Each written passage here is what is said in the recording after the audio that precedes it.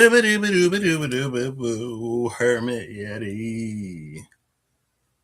I referenced this deck maybe the last live because like 220, right? The full is 300.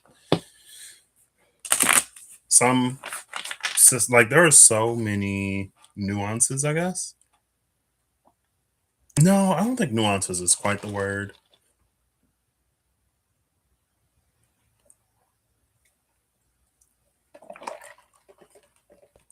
So many different ways you can take a tarot deck, right? From what I know, like the Thoth Rider Waite is like one, and then even in that, girl, you have like where do you put the Fool? Is the Fool at the beginning or the end? In between the world and judgment? Two of Wands, Cyclops. BWM build with me. Y'all remember when I did this? I also mentioned this. And today is ICC number 6037. 9 plus 7 is 16, which is the tower. But I guess this would be more 6 plus 10, right? Because of the 0.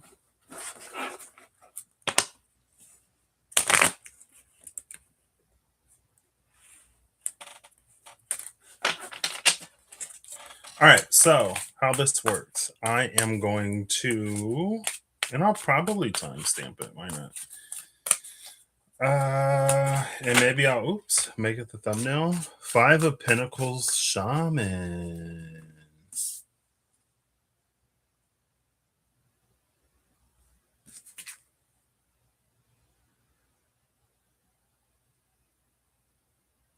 This is such an interesting energy.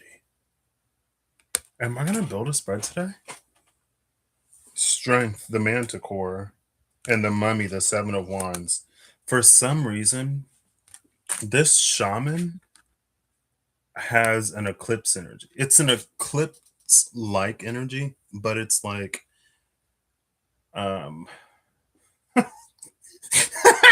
was trying to like flip the word in my brain and it's like it's almost there, but yeah, this is whatever today. I was halfway through pulling it through and then I just stopped. So, and I was like, you know what? That's fine. I was trying to flip the word eclipse in my brain. And I was like halfway there and then it just like shut down. It's an eclipse is when you get night during the day. This is like day during the night though.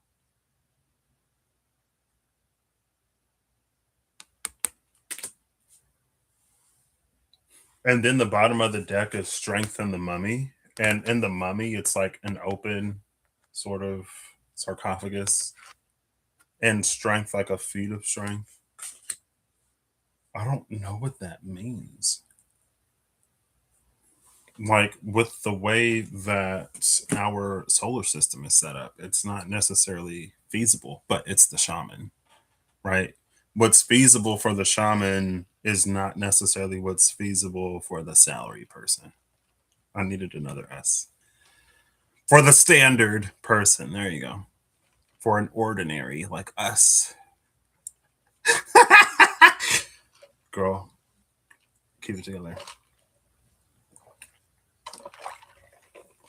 And it's something about like the fire and the glow around the hands of the shaman. I don't know. I don't know why it's necessarily reading that way, but it is. Every now and then it's like I would love to like maybe not dive so deep into the metaphor, you know what I mean? Something simple and easy. Give me that processed sugar. Not this raw, unfiltered. What does this even mean?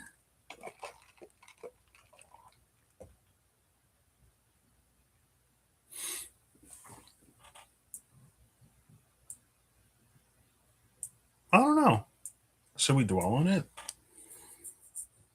Maybe that's the theme. Okay. Are these all my cards?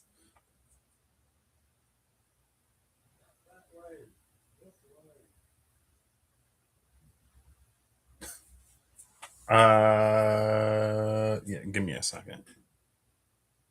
Bro, apparently we're having a time today.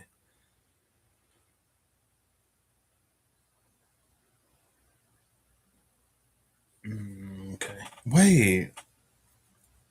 All right. So usually how I do this, I'm trying to remember because it's been a minute. I'm already like almost okay. That's only 5 minutes. All right. We haven't wasted too much time. We haven't dillied too long. We haven't quite crossed the threshold into dallying yet. So usually I think the first card is the title, the second card is the theme, and then the third card is the number of cards.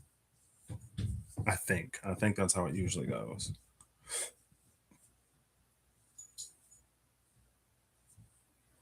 So I think, but fine. We get the title and the theme. 16 is a seven, so it could be a seven card spread. One second. I gotta. I don't have my Surface anymore. I mean, I have it, but we're having issues. So that's still so sad to me. I love that thing.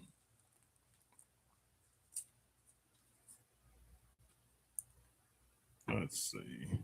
Create a note. I could probably do this in OneNote. So this is the shaman spread, apparently.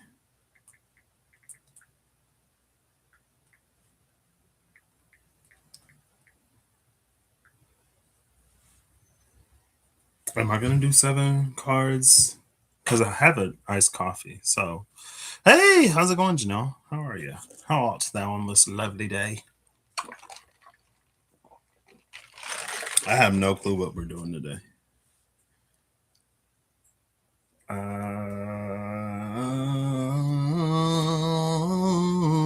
gonna pull a card. Pull a card for the number of cards, and then what I do is I pull that many cards too, and every card pulled has a impact on that sort of slot. I don't know if the shape necessarily matters too much, right? So the deck is shuffled. I'm just gonna pull off the top. The Fool. No cards. Zero cards. How do you do a spread with no cards?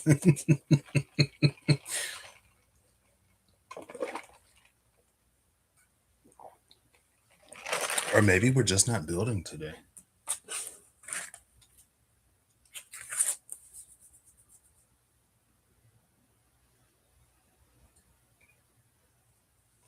So for zero, I'll pull the bottom of the deck. So it's going to be a one card spread. And it's strength again, but this time it's in reverse with justice upright behind it. So in the beginning, I was talking about, I said nuances, but nuances isn't the word. It's like different dialects of tarot, right? With the different sort of systems. And it's like, this is a perfect example: strength and justice. In some decks, it's strength is 8, justice is 11. In other decks, strength is 11 and justice is 8. So it's almost like,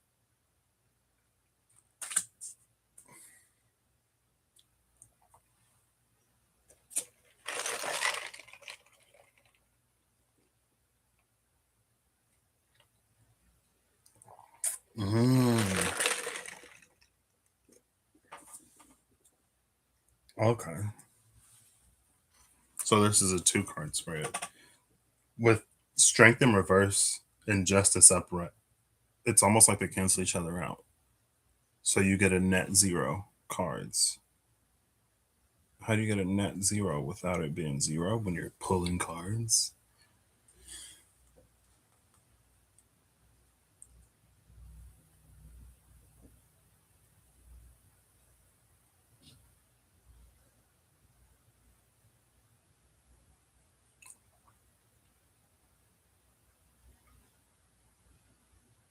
And they both come from the bottom of the deck. I'll put a little B. So I remember. It's like this neon. I'm kind of loving this neon theme, honestly, low key. Excuse me.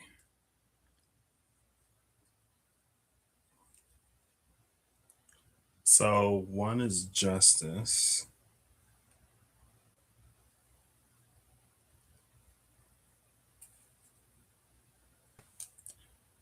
Which is a Valkyrie. Did I spell that right? Yeah. Sorry. Two is strength, which is the manticore. Now this is where I'm not as big of a fan as this, but it's also because I'm holding it and it's fine.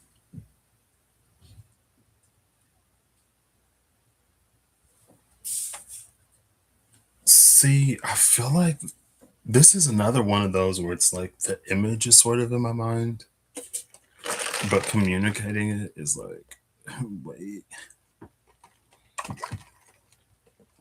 It reminds me of a conversation I had with one of my friends a long time ago. And it's so funny because I was literally just talking about her.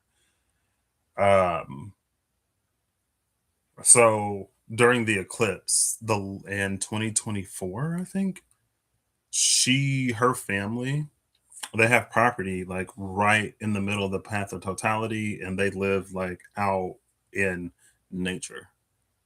I mean, it was daytime, so light pollution doesn't necessarily really matter. But she invited us, and I went with my mom, and yeah, so that's how my mom knows her, even though they met. It's fine. I did see the solar eclipse with her at her family's sort of property, um, and it blew my mind, honestly.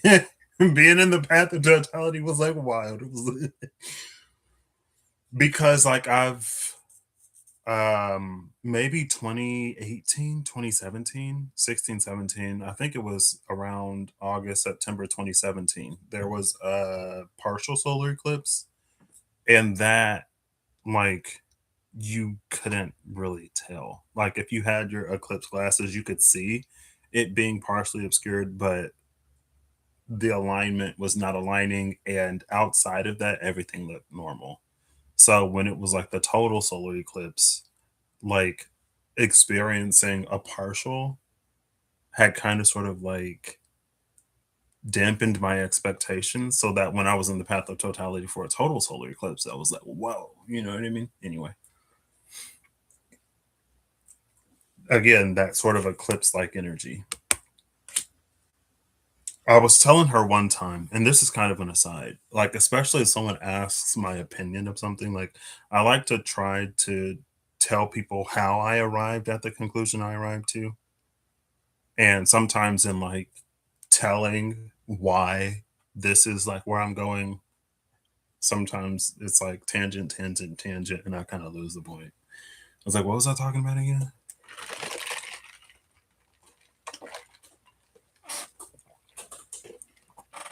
I'm not surprised that the Fool is here because, again, it's that whole like what's feasible for the shaman isn't necessarily what's feasible for the standard person. And then we see the Fool. It's like, okay, yeah.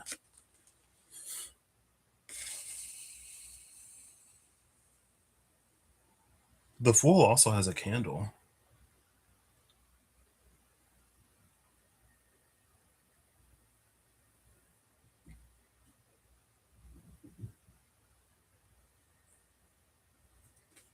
And we have the fire here. Can you see the candle? There it is. Right there. I was gonna cut my nails today. I wasn't even necessarily gonna go live, but then my mom was like, "Are you going live?" I was like, "Sure, why not?"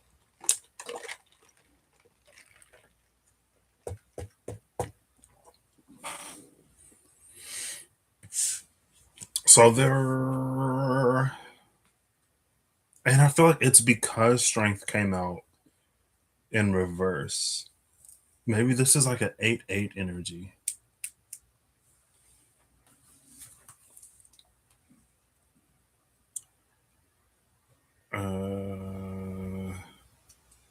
Where do I'll just put it here. 8-8 energy. And I'll do a little down arrow next to the manticore so I know it was in reverse. And this is the part where we Google. I could ask Gemini, but I ain't gonna. Y'all remember when I used to do this? Like, now that was the point. Hey, we're on this journey together.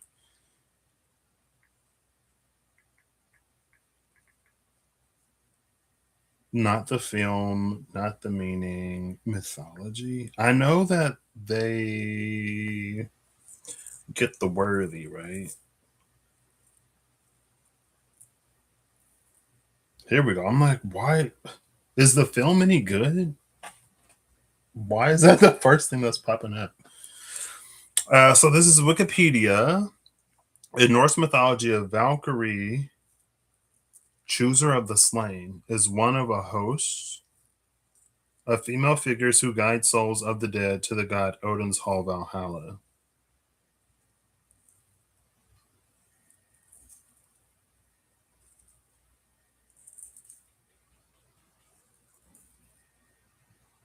Whoa, Valkyries also appear as lovers of heroes and other mortals, where they are sometimes described as the daughters of royalty, sometimes accompanied by ravens, and sometimes connected to swans, boars, or wolves. I didn't know that part.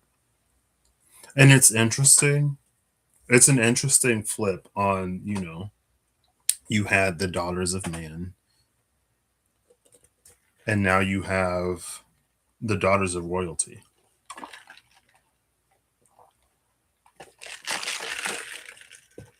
So it's like flipped.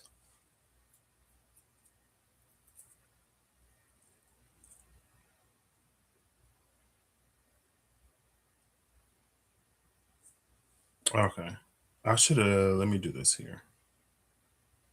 I need to open this in Chrome so I can flip between the tabs. And then we'll look at the manticore.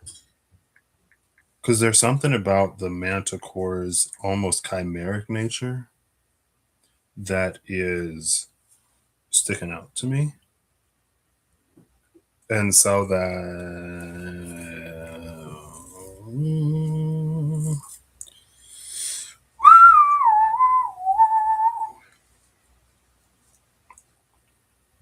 Not to be confused with manticora. What is manticora? The manticore. Oh, there's a spelling with Ichore. There's an ichor in manticore. Isn't ichor the blood of the gods?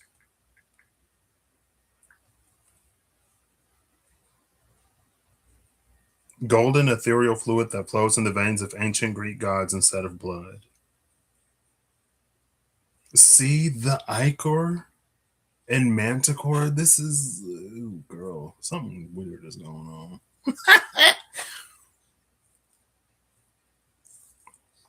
So, and then, okay, like, because my brain is going somewhere, and then I'm like, noticing these things. I'm like, in the WTF of it all. Manticore is another way to spell manticore. Basically with an H after the C.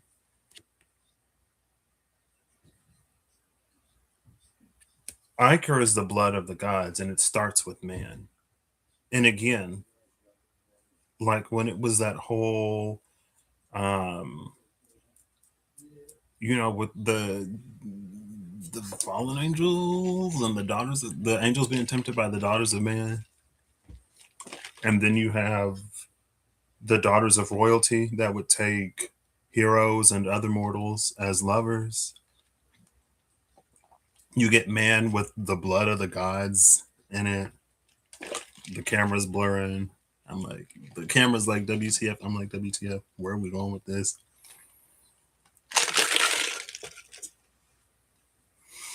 The manticore is a legendary creature from ancient Persian mythology, similar to the Egyptian Sphinx that proliferated in Western European medieval art as well. It has the face of a human, the body of a lion, and the tail of a scorpion, or a tail covered in venomous spines similar to a porcupine's quills.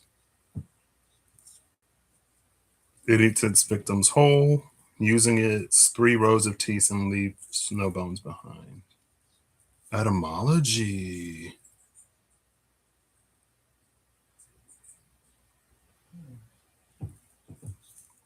See, and it has ancient Greek roots. It has Greek roots. And Iker is like Greek, which is a translation of an old Persian compound word. Okay, because I was like, that's like man eater.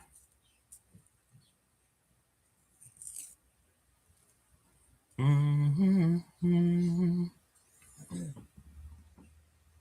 Mm-mm-mm-mm. Where are we going with this, girl? I have no clue.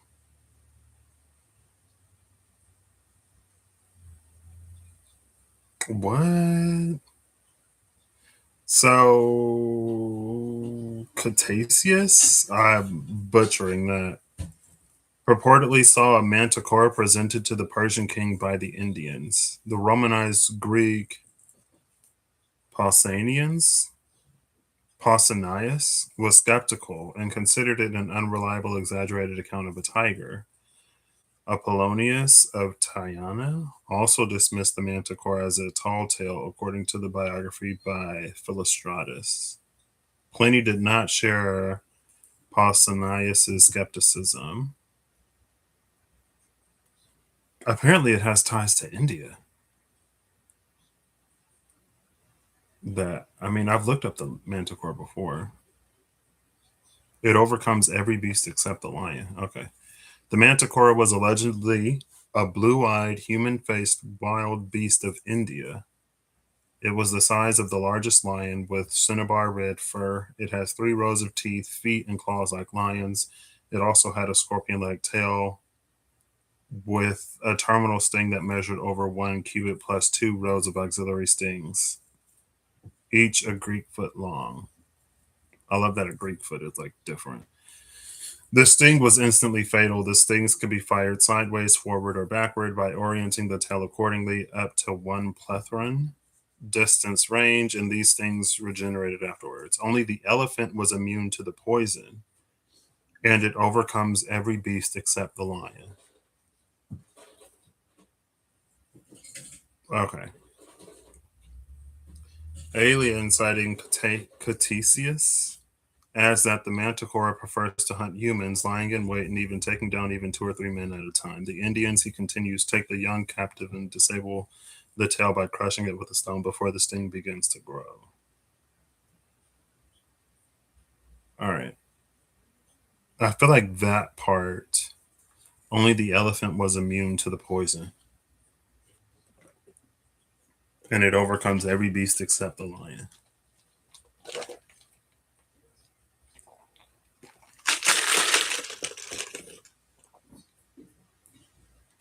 I'm not doing any notes. Okay. So, daughters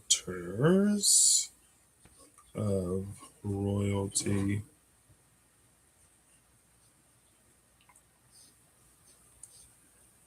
I wonder. So, if an elephant is immune to the poison, is the sting fatal because of the poison? I mean, you would assume, right? But if it's like a force thing, then the poison is like secondary.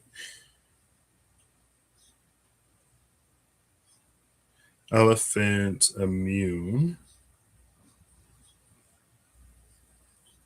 Uh, can't overtake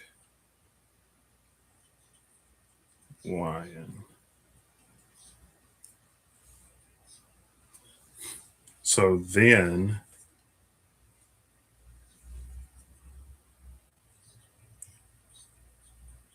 I want to go like deeper. I could use the wild unknown. Oh, well, wait. Okay. All right. So I also pull.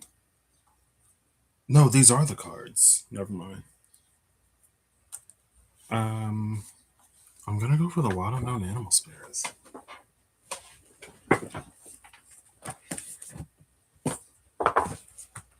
because it's like, what about the elephant makes it immune? I feel like I need more information about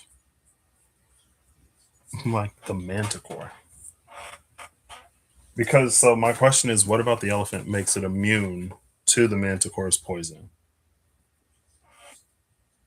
Hey, David, how's it going? It's like what? So first, it's like what makes the elephant immune, right? But then at the same time, it's like, well, I know it has like a scorpion-like tail, but that there are some like what makes its poison so fatal in the first place, right? It can overcome every beast except the lion. Well, it's part lion, but it has the head of a man. Because it has the head of a man, you would think it has the brain of one too, right? And so, even with its poison and brute strength, there's something about the mind of a beast that makes the manticore fall short. I don't actually, they might question mark, maybe not. I'm ignorant AF, especially when it comes to like the animal kingdom. I feel like you can see elephants and lions in the same place. I mean, they were all there when Simba was born. You know what I mean?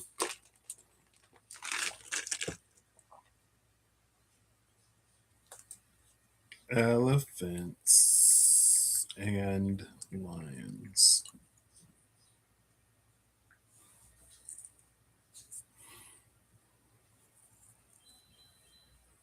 Elephants and lions are both members of the Big Five and are respected in their own right. Elephants are enormous, loyal herbivores with strong family bonds and protective instincts. Lions are powerful carnivorous predators. Generally, the two species avoid each other.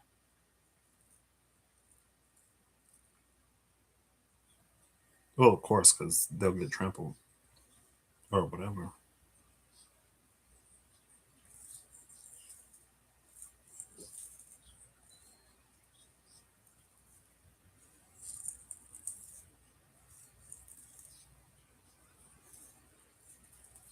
Elephants are known for complex social and emotional behavior and are thought to value their families more than most animals. And of course, lions prey on the isolated. I mean, it's easier for them, right?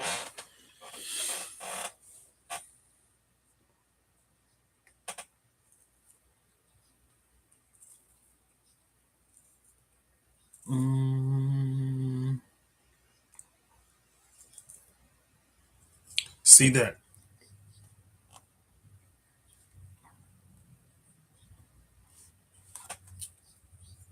Oh, so there is like a herd immunity because they literally travel in like herds, right? And elephants are immune. So there is some kind of herd immunity. And with the value of family, herd immunity is, girl, may require more Googling. It's a way to protect the vulnerable. So, from what I recall, there are not everyone can handle everything, and certain people are more susceptible to certain things than other people.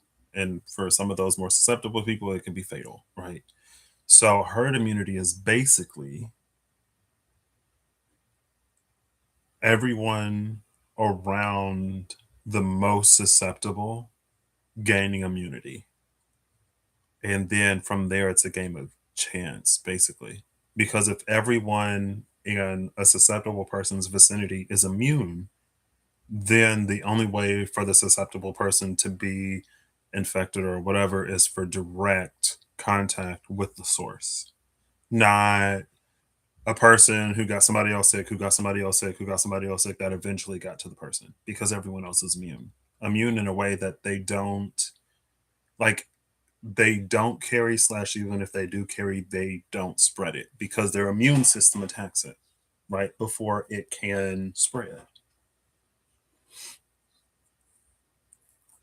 And the family social part is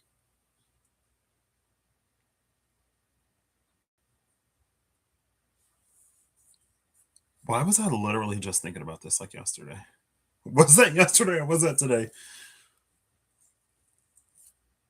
It's like,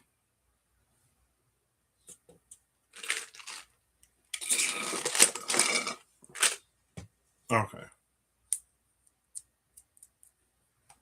herd immunity, strong ties or bonds. And maybe the reason why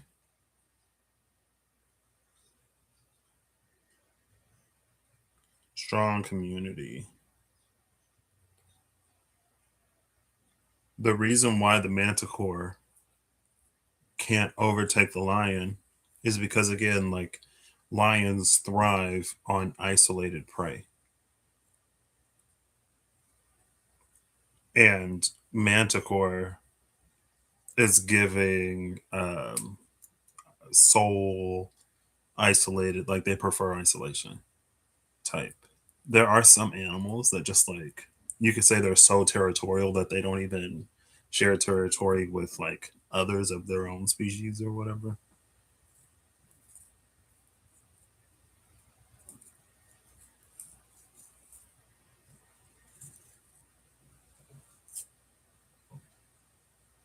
And it's interesting because elephants are large and powerful, but they still surround themselves with community. Those familial bonds are the most important to them. And usually, again, because like if I think about gorillas or something like that, even if they live together, from what I know, and I don't know much, even if they live together, there's like a forced hierarchy, right? There's always one that's like more powerful than the others, one that leads, and the others must be like subservient, or they'll challenge, or they'll get kicked out or die.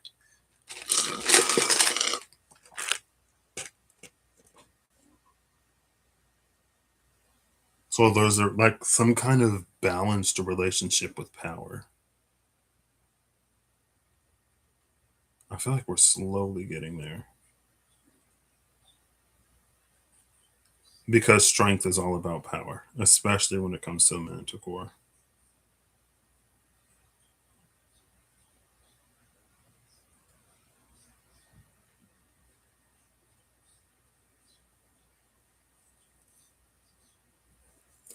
And because of the balance of power,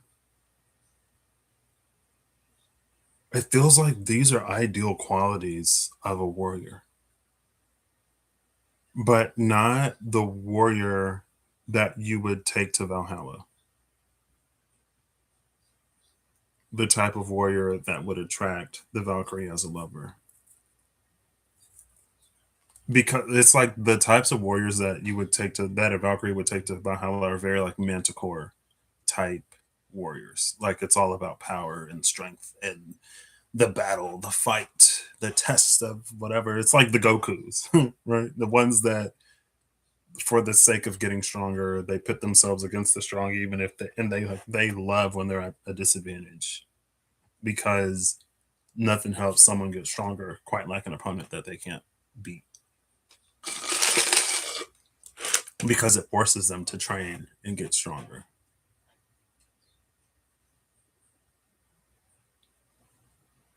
Okay, I feel like we're slowly getting somewhere.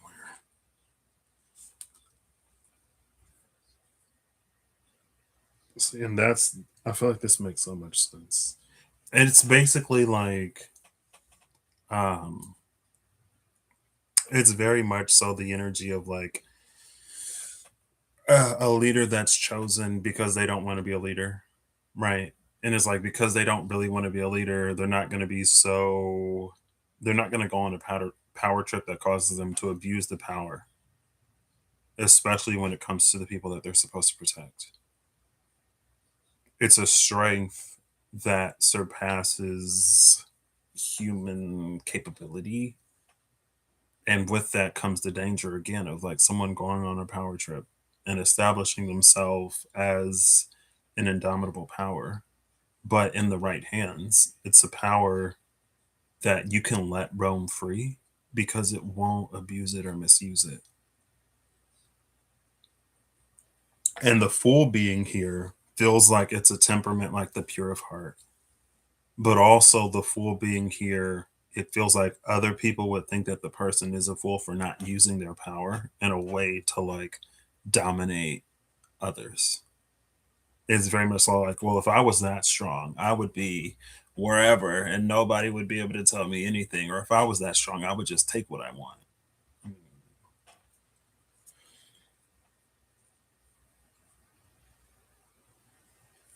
And maybe that's why strength is in reverse, to have the strength and not wield it. Where does this take us, though?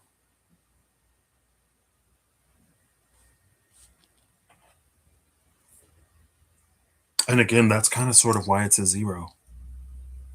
That's why it's a net zero. Because you could say, it could be said in the balance of everything, right? That if there is a force of this magnitude, it must be balanced by a counter force of the same magnitude. But because it's a power that will never be used, there's an argument that it doesn't have to have a counterbalance. Because maybe it's in temperament, maybe it's where that line falls. That, like, for example, low hanging fruit because it's easy and like the balance of good and evil. It's like if there's a force that like that exists on the good, you can't have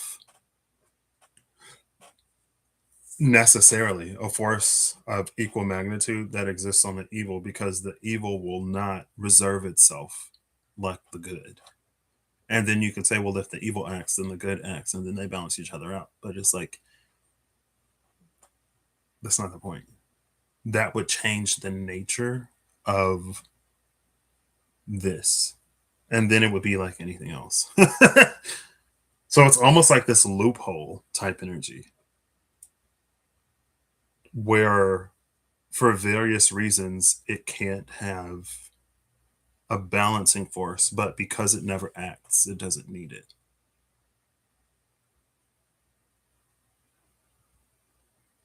So what's the point?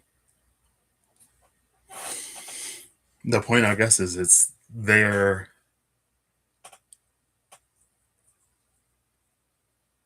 Maybe. Okay. So as I'm like going through this, and I'm like, so what's the point of having a force that will never act? It's like singular forces, right? There isn't a singular force that serves as the counterbalance because I'm getting like the herd of elephants and even the pride of lions, where for one thing it may not, but for many things it will, right? It's very like, you know, because again, there is no counter to that force.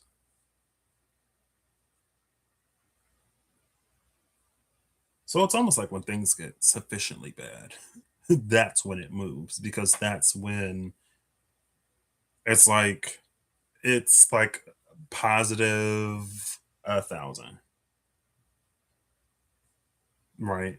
And there is no negative 1,000 to balance that positive 1,000. But you can get 100 here, 200 there, 500 there, and then a bunch of like fives, tens, whatever. When it ultimately adds up to negative 1,000, like it's almost like when it crosses that threshold, that's when the positive 1,000 can come and like cancel it.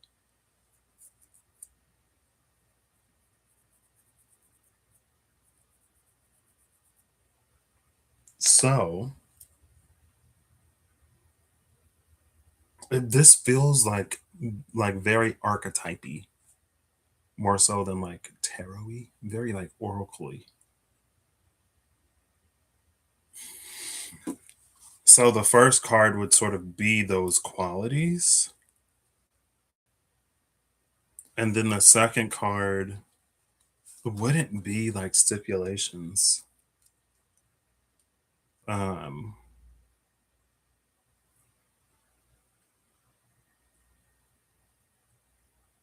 I don't know. I don't know how I would read this.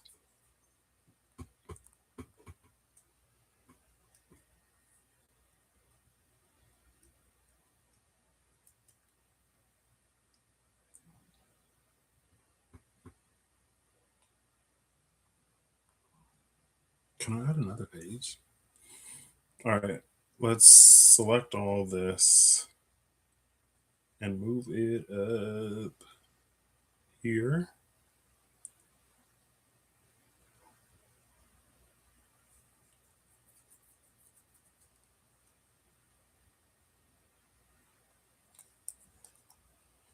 And why is this an 8-8 energy? Like I know 8-8 is associated with Orion's belt. Orion is the hunter.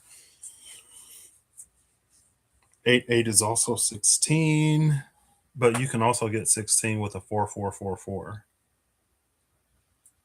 But 8 is the adept.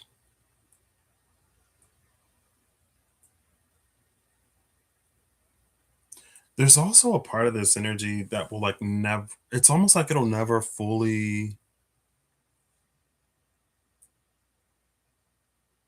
understand what it is or what it's capable of truly because it will never, it does its best not to act in a certain way.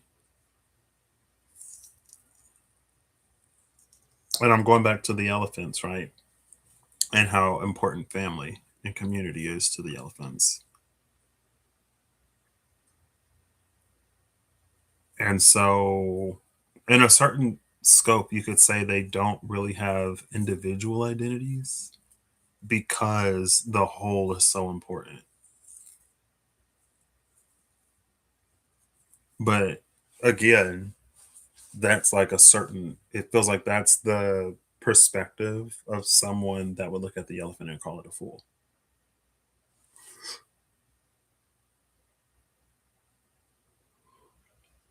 Okay.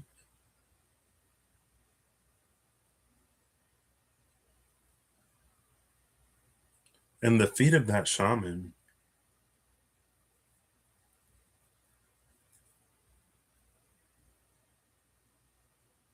it's almost like it's the exercising of great power.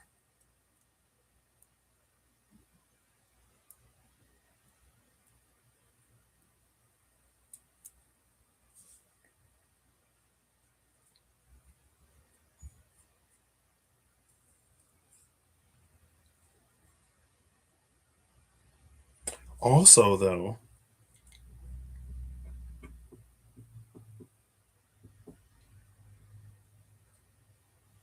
it's fine. Um, I mean, I still have this deck. Why don't we just use this?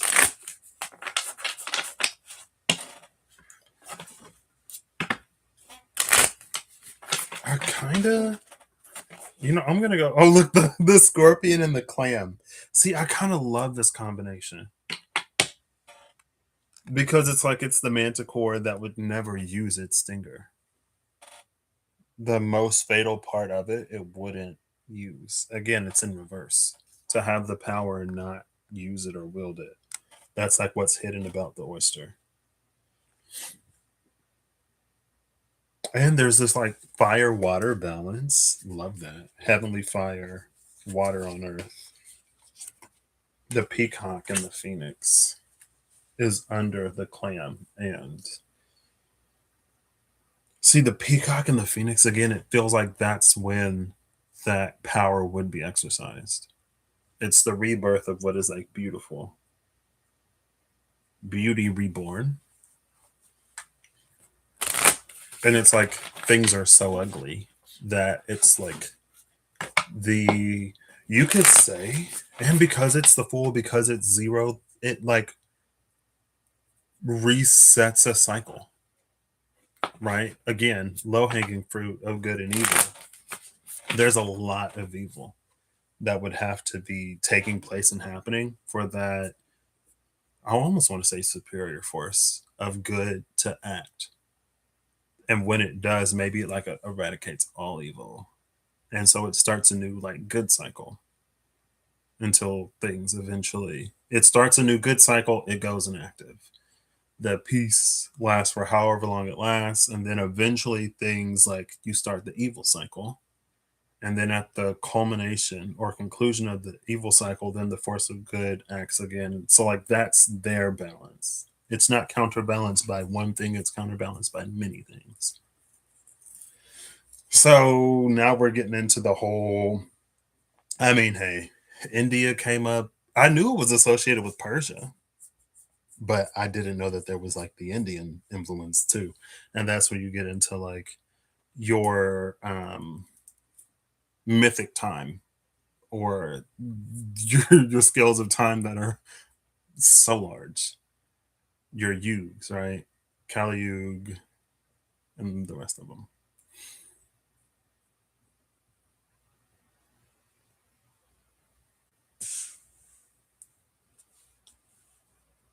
Golden egg at the bottom with the lizard. Lizard. Oops. Now the eagle is here. Oops. Who was that? The cheetah?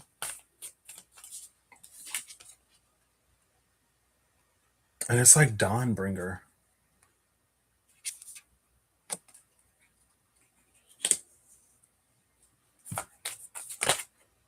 The dolphin just flipped over. The rabbit just flipped over.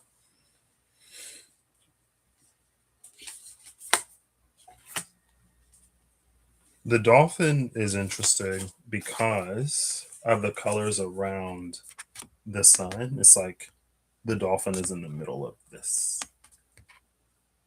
sort of. But then the rabbit is here. The rabbit is giving almost a gopher energy. Excuse me, where it like pops up out of the burrow. It like looks around. She's giving like Punxsutawney Phil. For y'all, for those of y'all that don't know, Feb 2nd is Groundhog's Day here in the States. Punxsutawney Phil is a gopher? Question mark. And it's like on February 2nd, Punxsutawney Phil comes out of his hole. If he sees his shadow, it means one thing. If he doesn't see a shadow, it means another thing. One thing is like winter is ending soon. Another thing is like 6 more weeks of winter. What is like the deep lore on Punxsutawney Phil? To the point where, because there's something that's almost like, I mean, we don't necessarily celebrate Groundhog's Day, but it feels like Punxsutawney Phil is something that would have such like obviously pagan roots almost.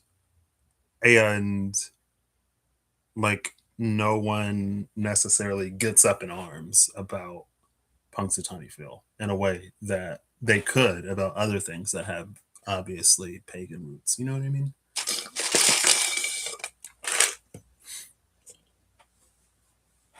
Like it's a groundhog that can somehow predict the weather? Question mark. And no one's like, anyway, not to call for any kind of extremism. It's just interesting. Anyway, I mean, it's fine.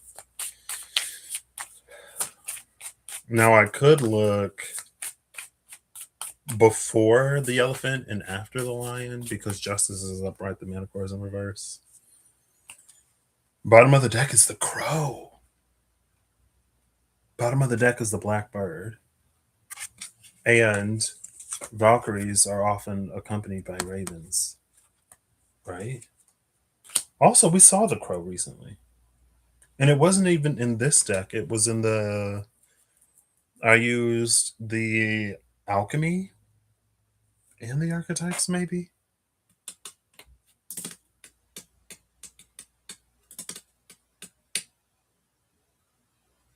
No, it was mystical shaman oracle cards and the wild unknown alchemy. Now the crow has the orb.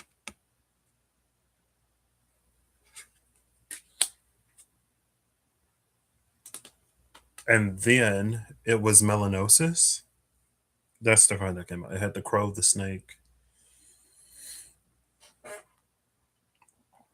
Right?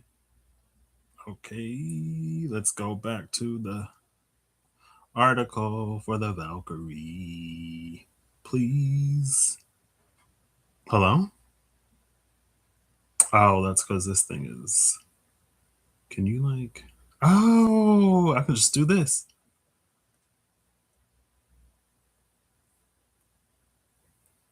Valkyrie.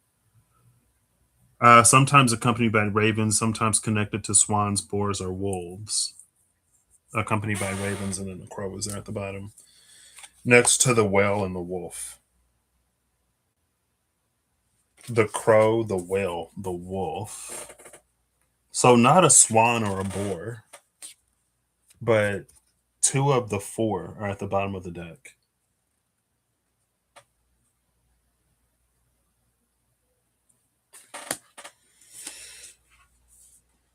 So it's before the lion, after the elephant. I mean, I guess I'll just pull both, honestly. Oh, look, there's a swan. The lion is in between the cosmic egg and the tiger.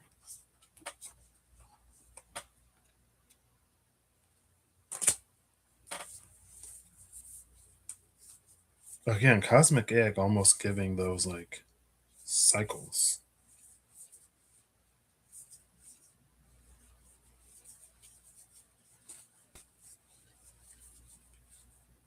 The elephant is in between the gazelle and the camel.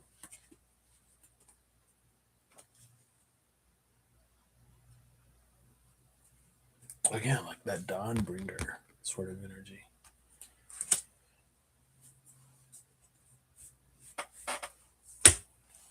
The camel, it's like the camel, it's that self sufficient, self sustained energy. It's like the ability, it's almost very like, I feel like it could be interpreted as like not my problem. It's like, well, I'm fine. So, like, elephant is like, I'm fine and my family is fine. The lions ain't coming over here. Manticores ain't coming over here.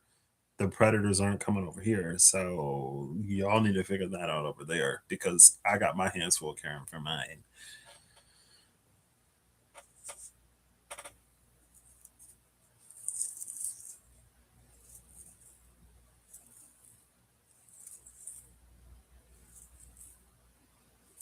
This is such like it calls such an interesting image to mind. And the image is very like you could say that I've been changed for the better. Sorry. It's almost like the gazelle goes to the elephant. Like, hey girl, things are getting pretty rough. So anytime you want to like step in and do your thing, feel free, no pressure, no rush, because nobody rushes you. But it's getting pretty dark out there. I think we can use some kind of intervention. Bring the light to the night. You know what I mean? And the full moon ain't enough. One mirror ain't enough anymore. You got to call the sun. Bring the dawn. Dawnbringer. Also, Dawnbringer, if we're in the Norse pantheon, she's giving like an end to Fimbulvinter that isn't necessarily Ragnarok. But this is also interesting because we had a hibernatory energy, I feel like, at the end of the last one.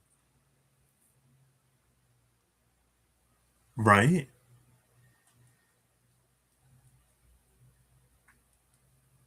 Because there was something about spring.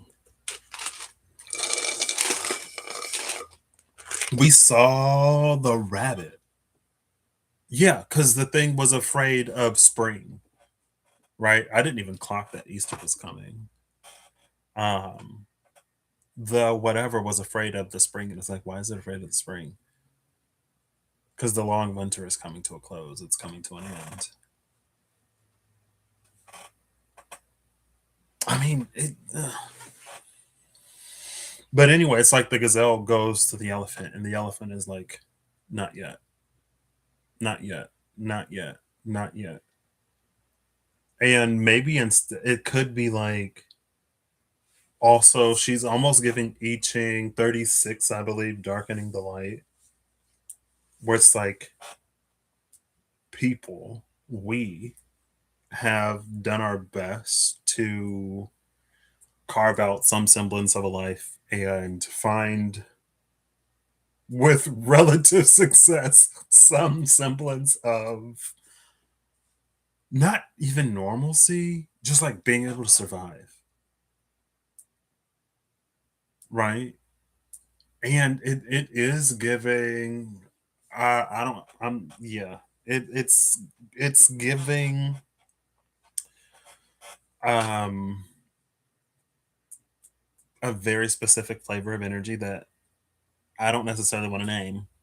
It's just like coping. It's giving coping, finding ways to cope in just absolute WTFness, that it's almost like it could cause an internal schism or fracture because it's trying to cope with things that no one should have to try to cope with.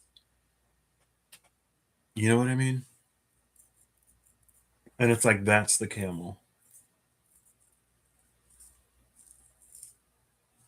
And then eventually the gazelle is going to come, and the elephant is like, okay, it's time. Now the lion between the high, it feels like the lion between the high priestess and the cosmic egg knows of these greater cycles, regardless of which side of the fence it sort of like falls on. It knows, right? If it's on the good side, it's like all, it's like trouble don't last always. It's always darkest before the dawn. And on the other side is like, you gotta try to get it all in while you can, because when things shift, it ain't gonna be like this no more. She's giving Eris, and so I'm playing Hades too, right? It's giving Eris, where Eris is like, it was boring before, right? Like, everything, like, there wasn't any strife, there wasn't any chaos. Everything was like so boring, and so Eris is like thriving while everyone else is just like going through it type energy. Anyway, and see, even the bird and the snake, she isn't necessarily giving Horus and Apep. I think it was Horus. The eagle that devours the snake, the crow devours the snake, gets the cosmic egg. Right. The whales, the ancient whales knew that this day was coming. I don't know, girl. I feel like we, I don't know if we can do an ICC and a BWM at the same time, because a BWM can already be kind of like, wait. Anything can be kind of like, wait. But putting that iced coffee chronicle on top of it. Mm-mm. But the energy of today, 6037, is the tower. So with all, like, with it sort of coming here under the energy of the tower, I'm not surprised. And it's a 7. So it's like deeper revelations into something. Right.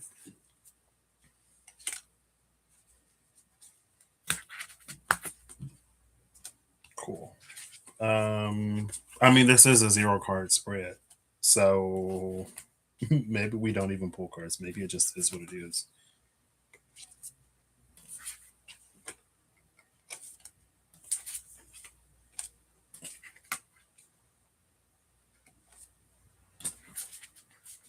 See, that was so. But it's like,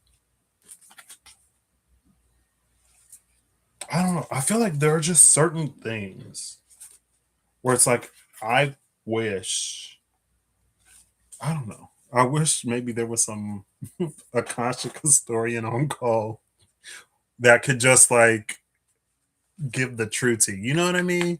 Like, what's the real tea? Like, because there's what we've been like, the knowledge that we have is the knowledge that we've been given. In a lot of ways, the knowledge is passed down on earth. The knowledge that we have is the knowledge that we've been given.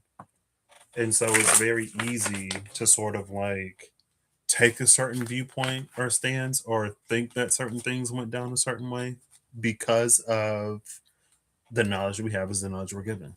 So at some point, somebody decided to suppress or to allow, right? Or to share or keep silent on a less aggressive sort of beat. Um, and so that's why it's like I wish like we had the real tea because it's like this is a very different. Again, it's a twist on something that I slash we are familiar with, but it's like a very different twist. Or it's a twist that provides maybe it's the recontextualization that we saw recently. It does like provide a major recontextualization. And one, it was a fall from grace because of temptation. But in this recontextualization, it's almost like the planting of seeds for when times of great difficulty would come type energy. And those seeds were planted in soil that was worthy, where there is that alignment, right?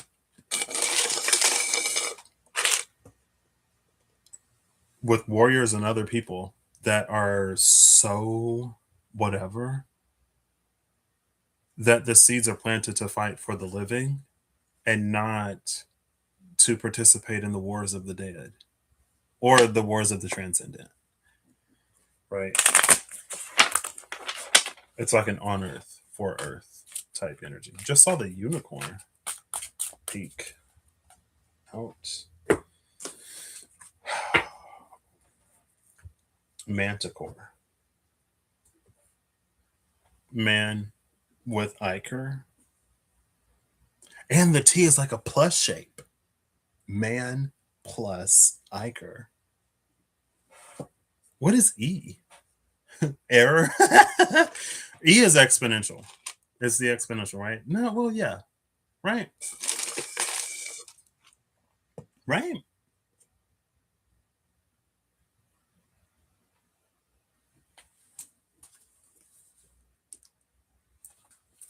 And again, maybe because we've been having that like luminous warrior, buffalo calf type Heyoka energy. So to see the fool here with that shaman, the shaman fool, not surprised at all. E. E symbol? What do you call that? In math. Greek.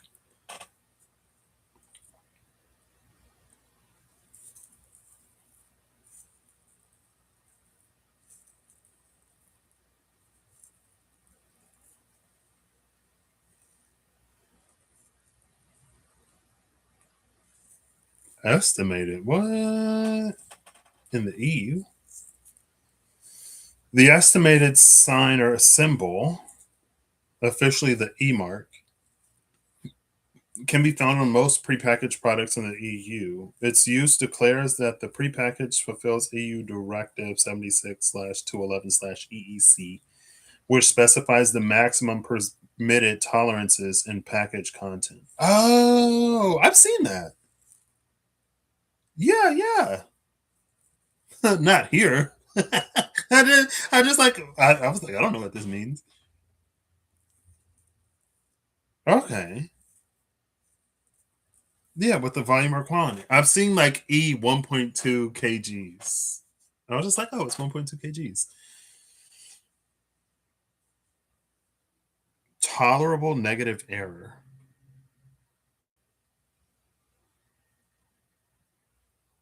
I love that it's tolerable negative error, especially because of this like plus 1,000. So you have to reach minus 1,000.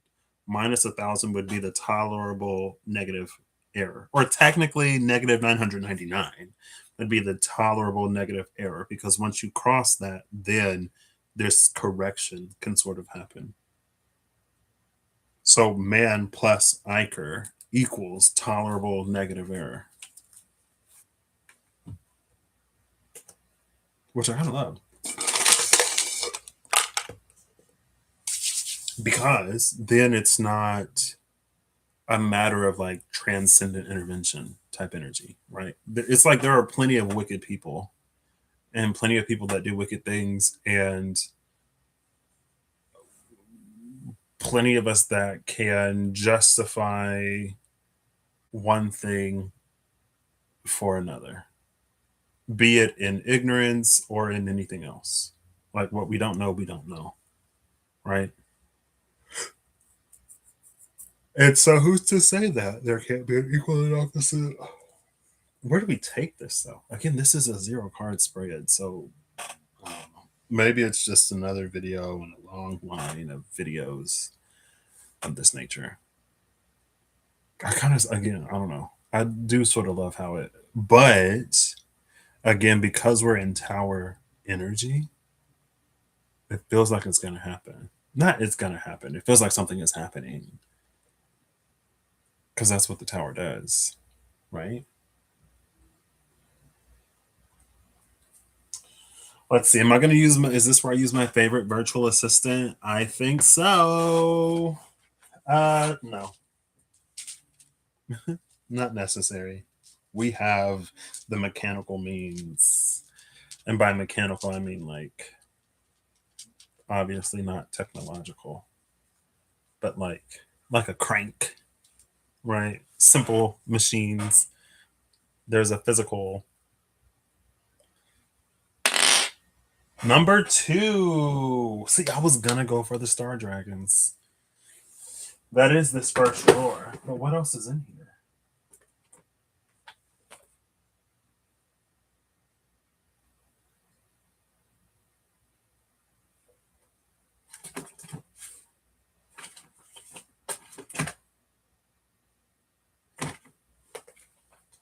I have the Lafruma,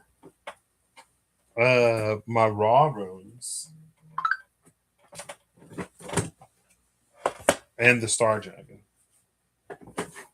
So I'm gonna look before and after Stankness. Stankness is scent tested, right? Why is this in reverse? Fliss is in reverse.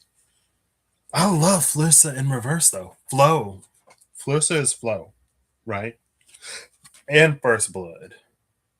But in reverse, it's like the water that flows upstream, water that flows up the waterfall rather than down. Again, it's the light and the dark, it's the reversal of gravity, it's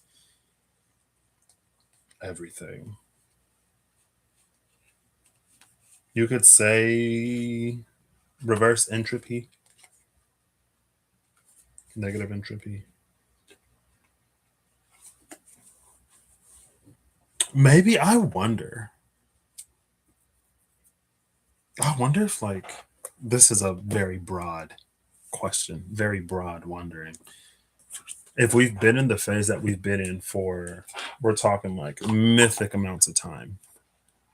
Like like, like billions and trillions is small. I wonder if like the laws of like the fundamental laws of the universe almost change, right? Like we live in a time of ever increasing entropy where things just more and more and more toward tend toward chaos and disorder, right? Towers just naturally fall. Gravity pulls it all down, but it's almost like I wonder if in other sort of eras if it behaves differently almost. Like if things would tend towards order rather than tending toward chaos, right? Where reverse entropy is the natural and entropy is,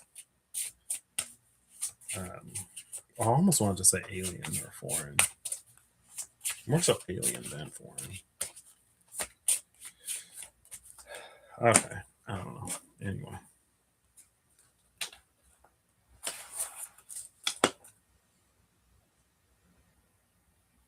Death and rebirth hell with Flissa. Interesting. Interesting. Smelt here. I don't know. Who knows? Am I timestamping this? Sure. We'll do our best. 1:11:37. We'll do building question mark 00. Well, okay. We'll do intro 00:00. Building question mark. It was I remember I was like rambling for like 5 minutes, so we'll call it 7. Approx 7 minutes. And then pulling. I wish I could do an emoji. Oh, wait. What's that one? Oh, it's this one.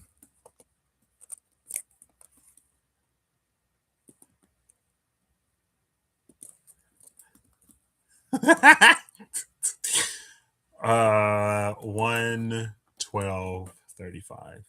With how they changed the time, since it's in the banner up top now, I can like always see it, which is nice.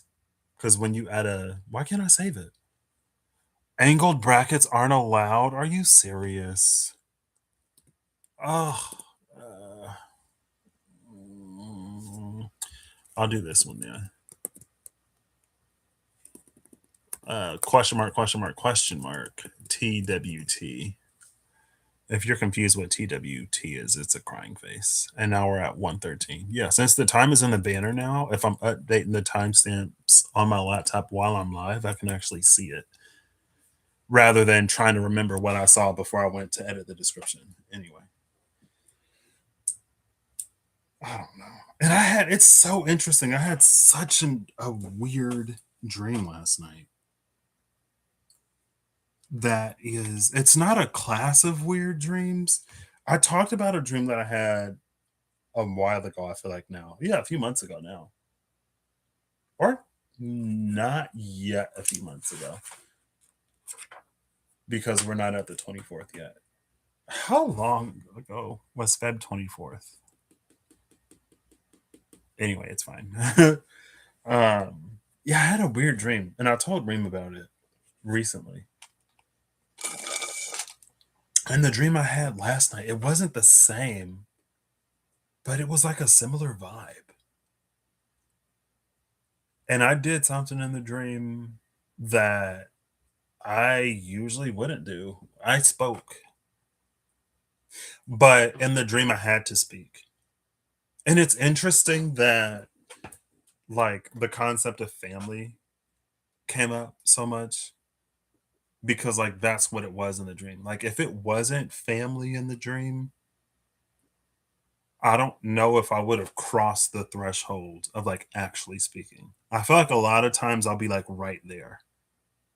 I'll be like right at that threshold where it's like, I should speak, I should say something, I should speak up.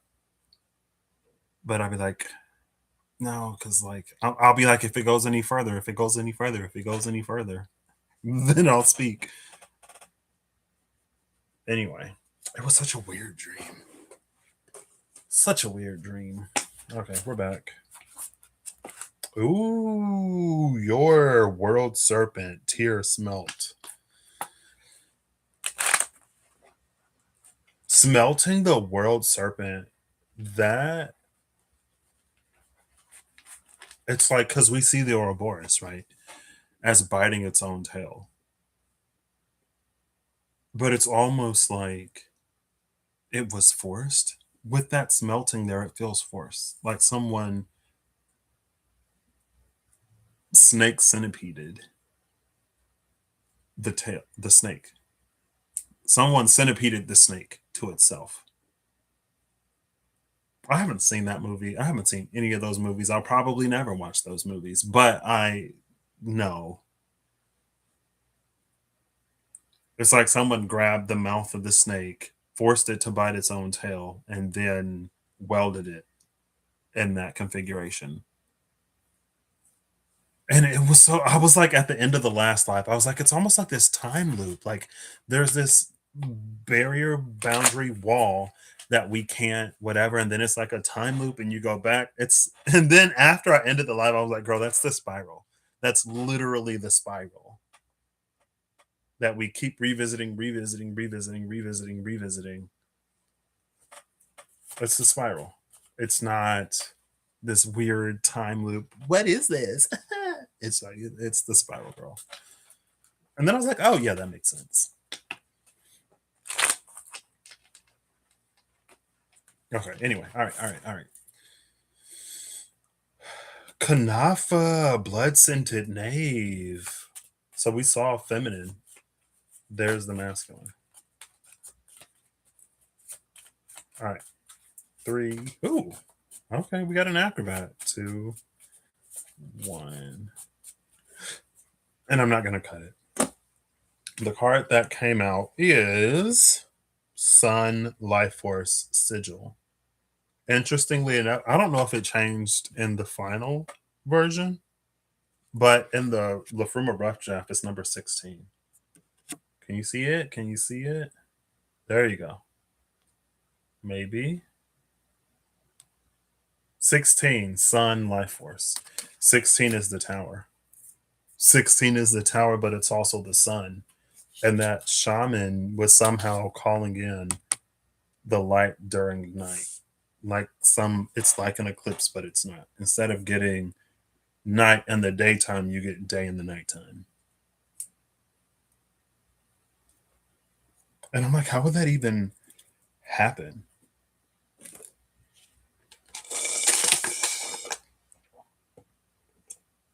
I mean, but I'm like, would it have to be bigger? I could ask Gemini. I don't know if I will. Because obviously, like, you can get a mirror, right? The moon is a mirror. You can get something that reflects sunlight, but a lot brighter than the moon. And so I'm like, would it have to be closer to appear bigger? Or how much of sunlight does the moon even reflect, though? You know what I mean?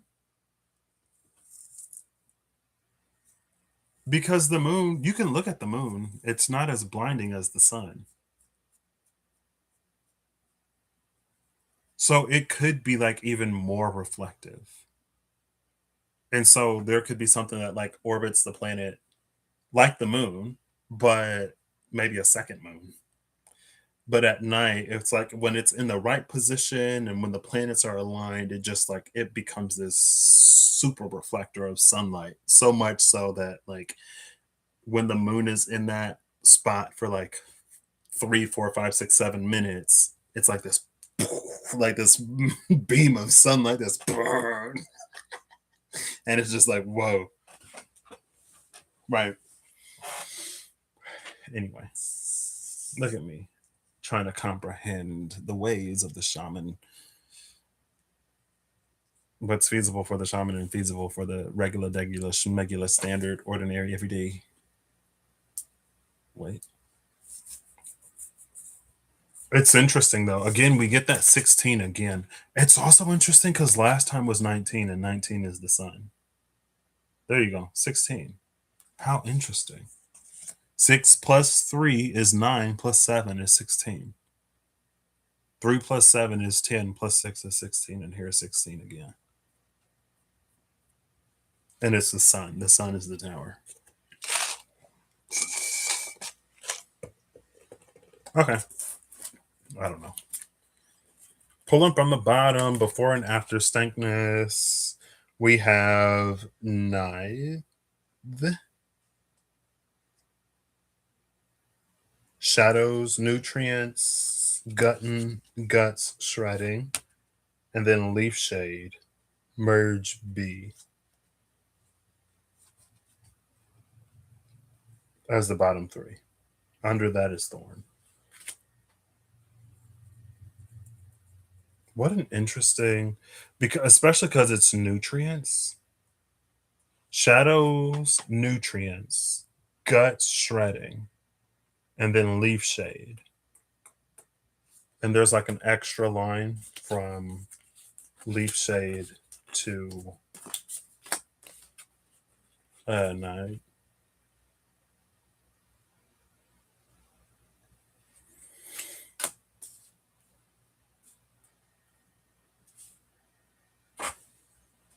Nutrients shredding the gut. Bro, it's violent. But again, this is on that tower energy.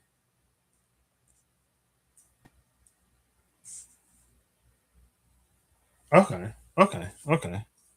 So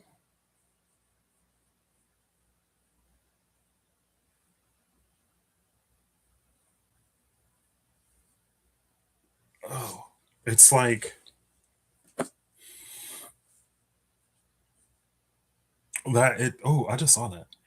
It's like it exposes something for the light to either emit from or enter.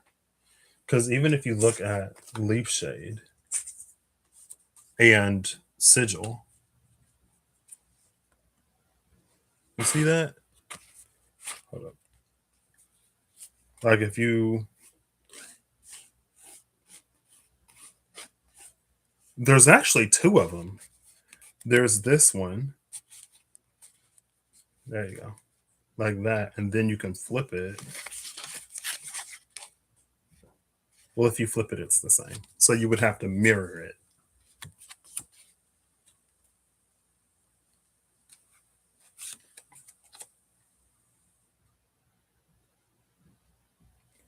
See, and then this line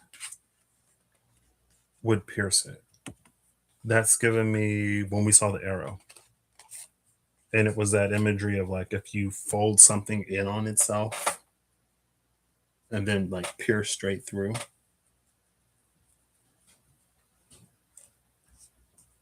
It's like you interlock these suns and then you just like pierce straight through it.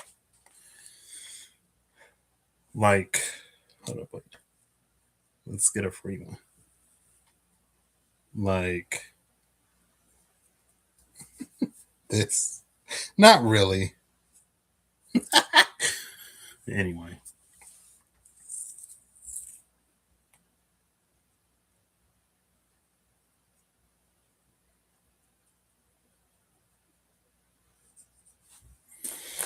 Hmm.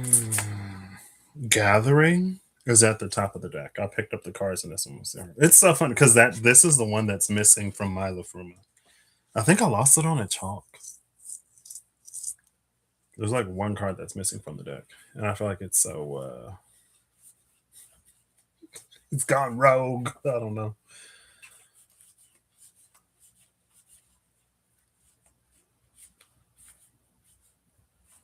What am I looking for? This. No, that's O for Lagu. I'm looking for Stankness.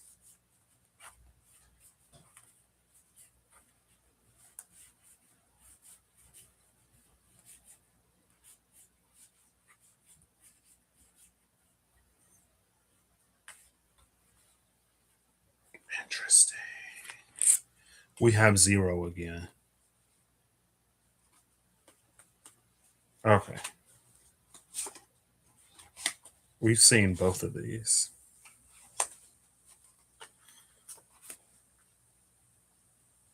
Interesting. Okay. Oh, and then your destiny was under that. Okay. So stankness is in between tread, foot, soul, treadle, and seed, void, ganunga gap.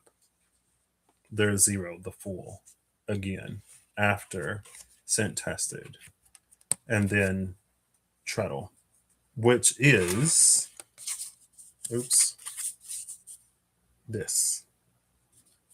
But here, oops, there, it's like on earth.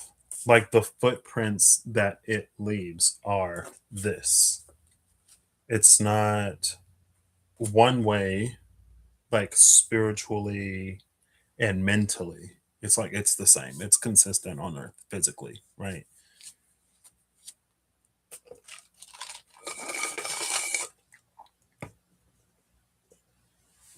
It's like someone's life is the testament of their, it's the energy of like someone's life is the testament of their faith. They don't have to tell you what they believe because you see it anytime you interact with that person, you know.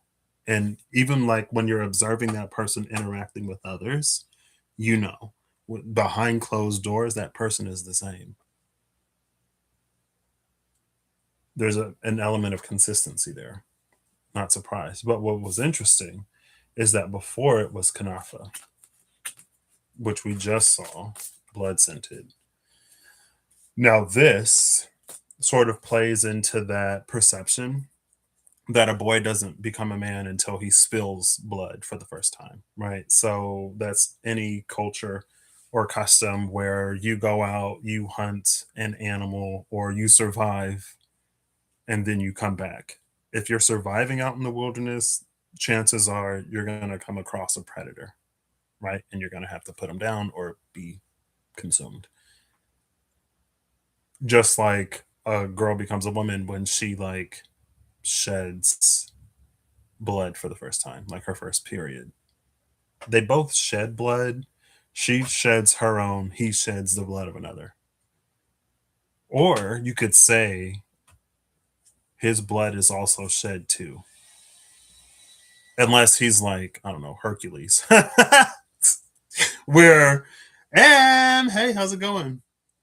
Where it's like he could come upon the lion in the jungle and not even get a single scratch on him. Usually, typically, especially if it's their first hunt or whatever, their blood will be shed as they shed another's. But it's also with this smelt. And smelting is important because that's what we saw with the Ouroboros. The snake that doesn't bite its own tail of its own volition. It's something that's engineered to happen. And this is a circumstance, a situation where the boys become a certain type of man through that custom, right? They become survivors, not necessarily killers. Sometimes, yeah, sometimes survivors. Sometimes it's just like they'll do what they need to do to protect the whatever. And so it's like this is this bloodied sort of like path, this bloodied trail that was engineered with the smelting. Smelting isn't something like smelting is a way that we use nature to meet some kind of goal or end. I would say it doesn't naturally happen, but you know, volcanoes are a thing. So who's to say? But when it comes to this scent tested, the dragon is going to smell the blood. Literally blood scented, scent tested. with the way things are engineered, the dragon will smell the blood. Even if with Treadle, the now adult doesn't realize that its life and path have been engineered in a way to get it to fail this test. Because again, the fool is here, and there was an element of innocence to that fool. Or here specifically, it was an element of the power that's given to the one that will never use it.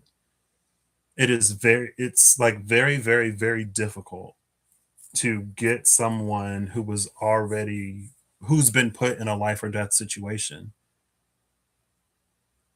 to have this insurmountable power that like they don't use, because it's almost like it would be easy to view any situation as like life or death, or it would be easy to justify the use of something that is not intended to be used.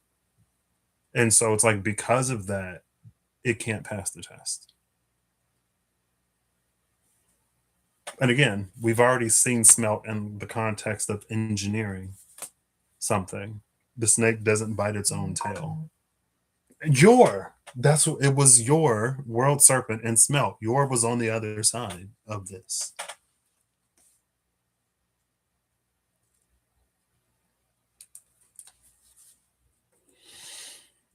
And then it's so funny because new bud appear on the other side of this void. And it's a seed. On the other side of the seed is this new bud. And then Brahm, butcher's broom. This is what cleans up all of the blood, right? All of the blood that we see here in Kanafa. Blood scented. Here, with the butcher's broom, it's like cleaned. There is also an element of what we would call like forgiveness here, right? As I sort of communicated it, and as it kind of, it's like very, very difficult, right? But forgiveness is a thing, right? The blood on someone's trail can be swept away and made clean, but at that point, it's because of like something or somewhere that they've reached within themselves, or because like no one knows what happens in the wilderness. There's only assumptions that can be made upon someone's state when they return. Like, oh my gosh, it's fine. I just I just got like triggered. Someone was like, there are tribes out there where, they send their young men out into the wilderness, and if they come back with scratches on their back, then they get disowned because that mean that they ran. And I'm like, okay, wow. Chat disconnected, chat reconnected. Am I here? I don't know. And I'm just like, okay, what's the point?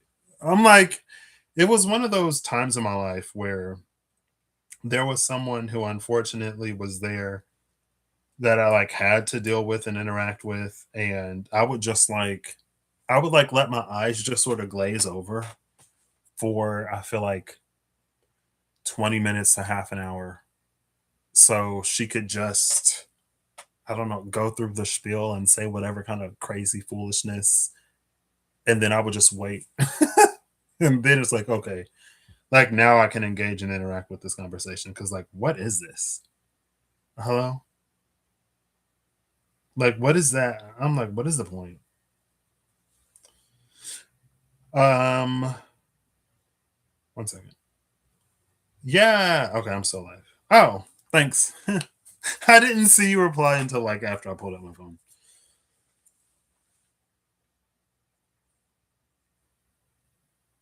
So the point was, like, no one knows what happens in the wilderness. So someone could have gone through the wilderness, come back with their scratches, their scars, their wounds, and their I don't know. I don't know if they bring the animal back.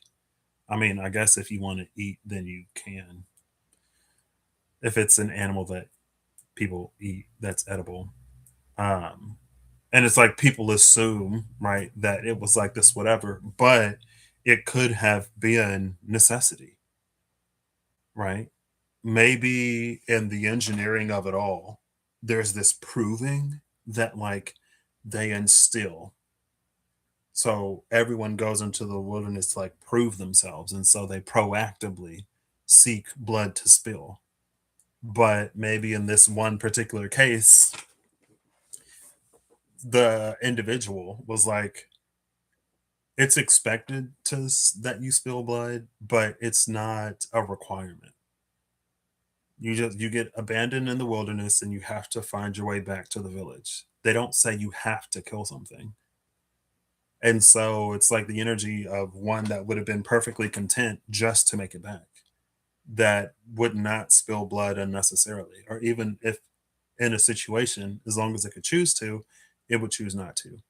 But I don't know, maybe the individual like tripped and sprained their like ankle, and so they couldn't outrun or outmaneuver a predator, so they had to defend themselves, right?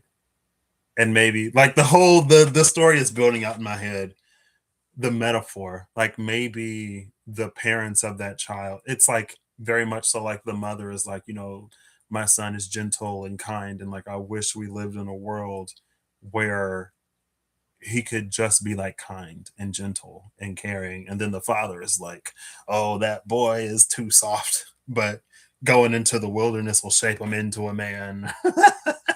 That's why I'm like, it's building. I'm a Pisces. Anyway. And so when the child returns, when the boy returns as a man, the father and the village are like proud because, again, maybe in this story they bring their prey back because they're not going to let like meat go to waste. You know what I mean? Like, you know what I mean? Anyway, so he brings it back. And, the mother is horrified, or not horrified, just like sad at what the world has like done to her son. And the father is like, yeah. And the village is like, yeah. But it's like they don't know that it was done in self-defense. So it's like the heart of the man and the heart of the boy are the same. Now, is there going to be the whole arc where of his story where he feels bad about the animal that he killed because, you know, things are hard out in the wilderness and the lion was hungry? Just like it's like usually lions only attack elephants when they're like starving or if they can find a young elephant isolated.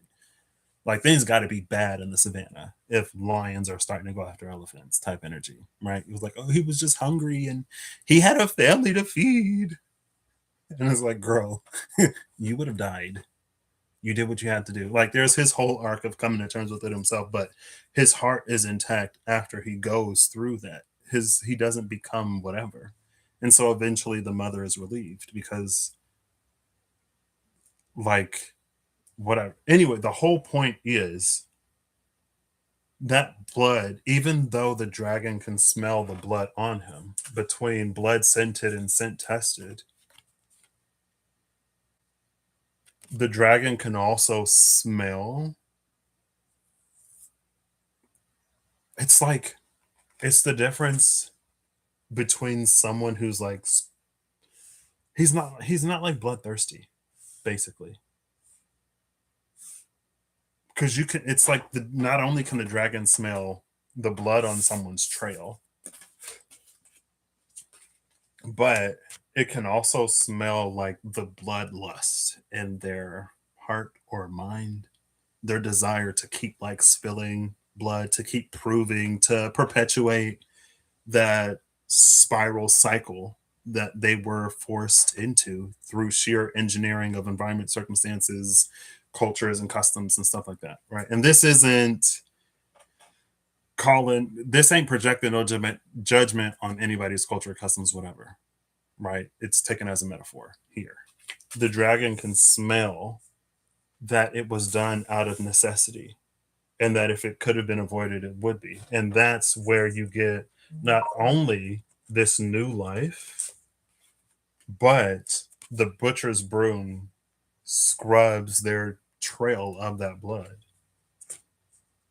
Because at a certain point, it's like at a certain point, the scent fades, right? And so if this is a 40-year-old person and they went through the trial at whatever age, assuming decades ago, like you wouldn't smell that decades later. You would only smell it if it's something that they kept doing, type energy, right? So even if the person themselves can't necessarily or struggle to move past that, they haven't spilt any more blood since.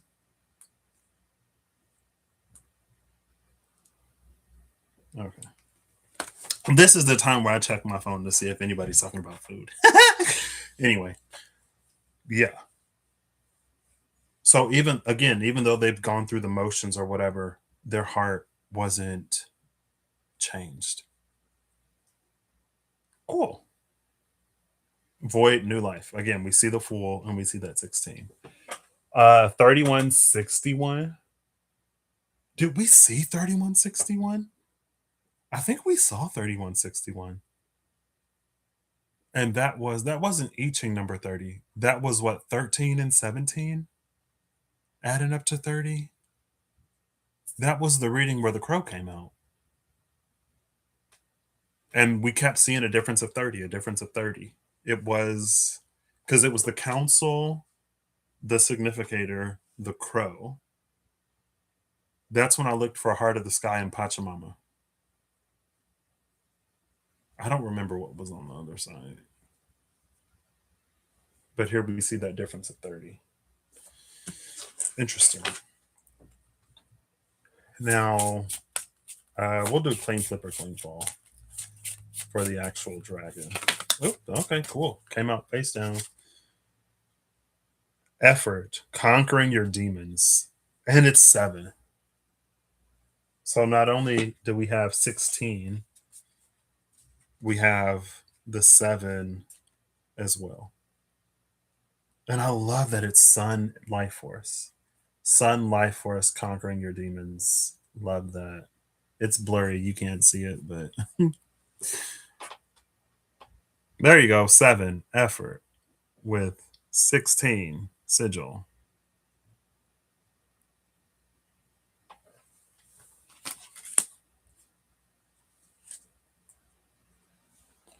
I think this also adds context because it's like it's one thing for the dragon in this case to smell.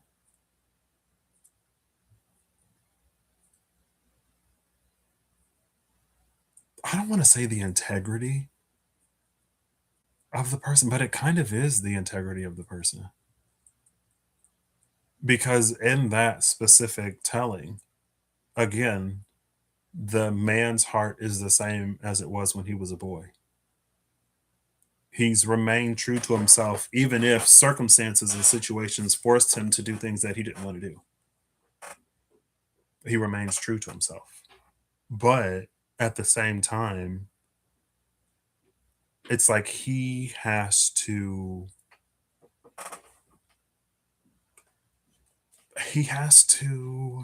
consent to the butcher's broom, to his path being swept, right? And again, like in the metaphorical story of it all, he's haunted by what he did because the lion's just hungry, you know? And if it's like if he can't accept it, then it doesn't matter if the dragon in this case does or not. Like even if he passed the test and he's given that seed, it's like he would never plant it if he can't forgive himself for what he's done, or if he can't recontextualize what sort of happened. He would never plant it, never get that new life, and his past would never be swept up the thing, right? I feel like this kind. I mean, when it was, I don't know, the story and the metaphor of it was already kind of whatever, but I feel like this just got like heavy. Bottom of the deck is bliss, cherishing the day, and it's number 6, 6, 7, 7, 6, and then 13, challenge, standing up for your rights. 6 plus 7 is 13. Oops. 7, 6, 13. So effort and bliss with that challenge.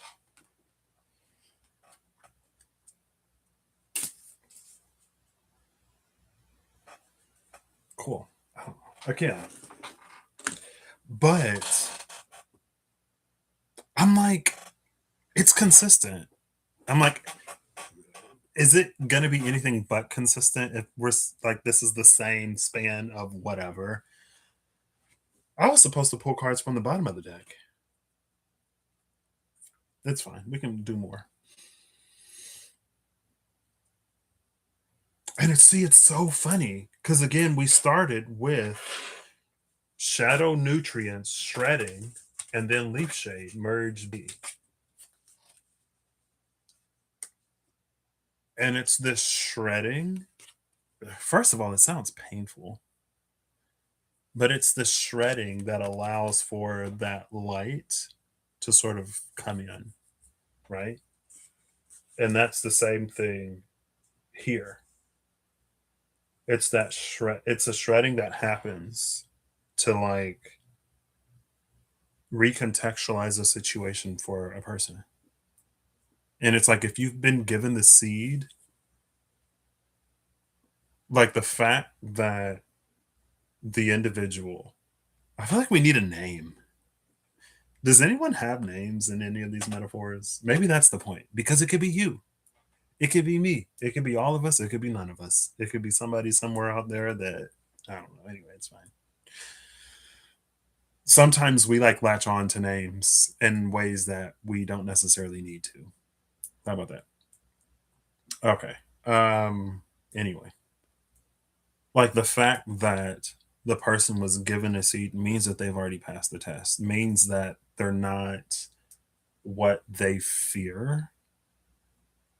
They were made into because of the situation, right?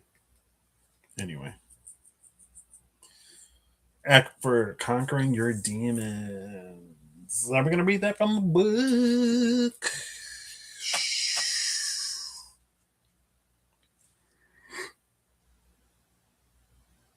Excuse me. Maybe effort is here, almost in the spirit of that 7 of swords that we saw last time.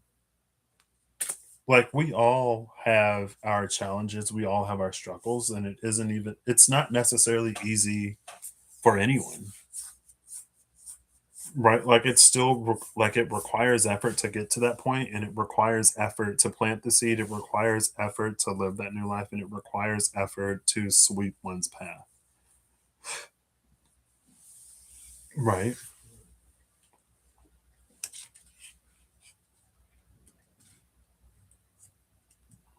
And again, I kind of love that as the story is told, there were things that that individual went to. I think a lot of times where we see someone who can consistently be a quote unquote good person, we assume that they've never been through any challenges or difficulties in life. Like we assume that their life was easy and that's why they can be kind, that's why they can be generous, that's why they can be good natured. And it's like everybody goes through life. Something happens to all of us, right? Effort. Constellation Perseus. So they thought they had you cornered. They were wrong. They said you had it coming. Also wrong. Each one of your adversaries fell by your own hand as you rose up and wielded a mighty sword. Go forth into battle and lay waste to those who would keep you from your purpose. Demons be darned. Take action, right all wrongs, and find your power. Love that find your power. Then the wisdom of the dragon. When the going gets tough, shoot a fireball and watch it all burn. It is time to work hard and play harder. All the energy you invest in your endeavors will be returned to you. Get going, make the effort, and you'll be victorious. Power up. Finding your power, power up. Love it.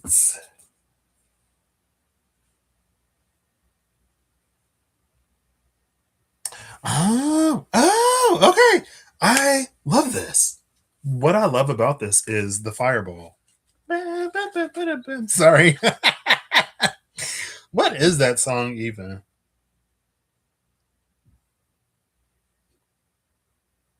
See, when the going gets tough, shoot a fireball. Because what I love about the fireball is, again, with that shaman, it was day during the nighttime.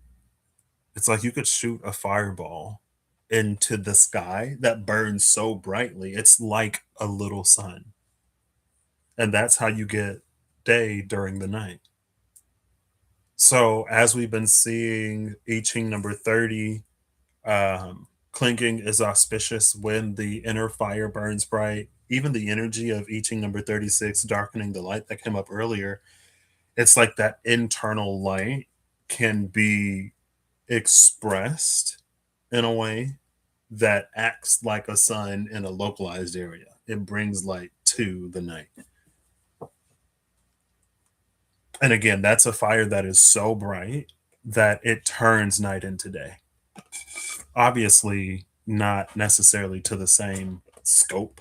Like if it were the sun, it's a much more localized event. And I feel like we've even seen the Queen of Wands. We saw the Queen of Wands, I think, in the Fable Makers animated tarot. Yeah, because I remember it also came out in a context because we had seen the King of Wands. But I think even before that, the Queen of Wands came out in a context that was like, in the beginning, you might have to invest a lot, but it will become sort of like self sufficient in a way at some point, or like the effort that you invest at the beginning isn't necessarily the same amount that you're going to have to continue investing throughout the life of a thing, right? While you're giving birth to it and while you're raising it is going to require a lot more effort, but eventually at some point it will like take on a life of its own type energy. We did see that.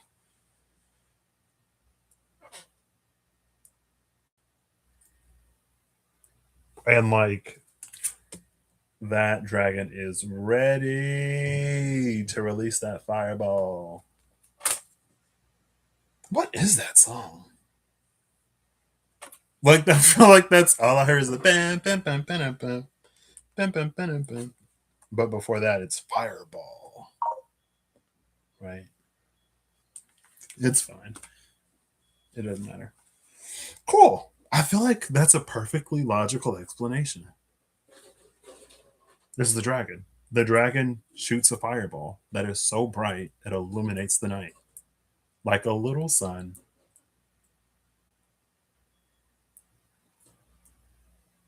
And we also kind of see it. And they're the same colors. Like very similar colors with different utensils. One is like a glittery gel pen, the other one is a paint marker or a marker. It's like this purpley maroonish color. Like if this is the mouth of the dragon, that's the fireball, right? That's the tail, that's the mouth. And it's like it shoots out the fireball. See? That's the fireball that comes out the mouth of the dragon.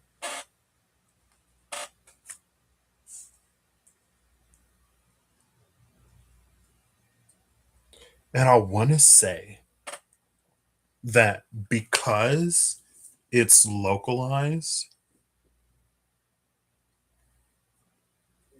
it and again, like we with the gazelle and even with that other card, we've seen that like Dawnbringer energy. So I love it. It's almost like because again, in the case of the power that should never be wielded or whatever, it was positive 1,000. And there was no counterpart to that because even if there could be a counterpart in terms of magnitude, there wouldn't necessarily be a counterpart in terms of temperament. Obviously, there could be, but as it played out originally, there wouldn't be. But it's almost like because this is a localized event, it doesn't disrupt the balance. Again, the elephant protects its own family, right? And so it's almost like the trick would have been, and I love that there's a seed here, a seed and a bud, because again, that was like the whole thing. Seeds that were planted, right? Now the seeds are budding. Cool. And it's springtime. It's Aries season. Like, cool.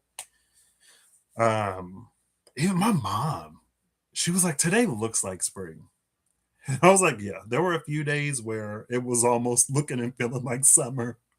It was like, where did spring go? Um, but it's because it's like a localized event that it doesn't affect or impact the balance. Now the trick would be if there are enough seeds that have bud, sprouted, germinated, or are budding,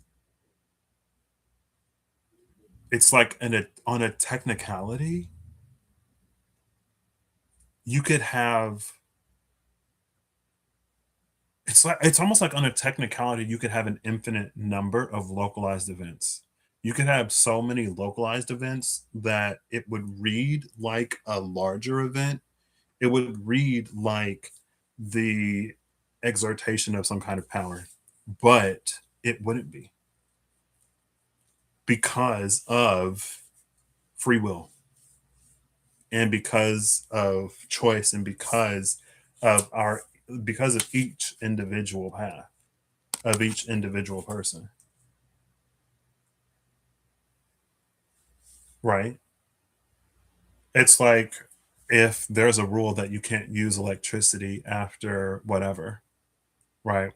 Some kind of organization, girl, let's not get too far into the metaphor. Let's just keep it on the surface. Let's keep the metaphor on the surface.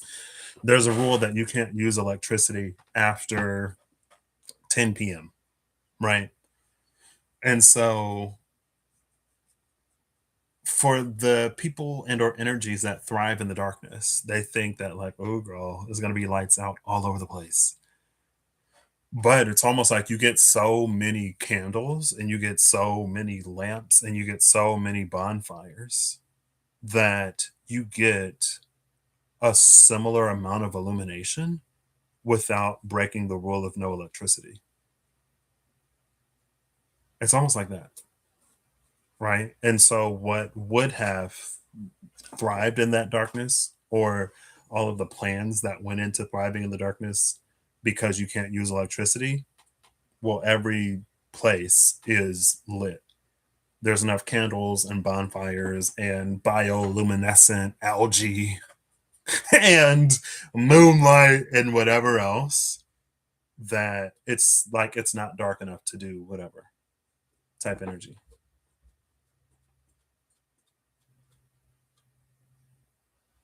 Cool. Also, Sun Life Force. Love that. I feel like I didn't pull from the bottom of any deck, but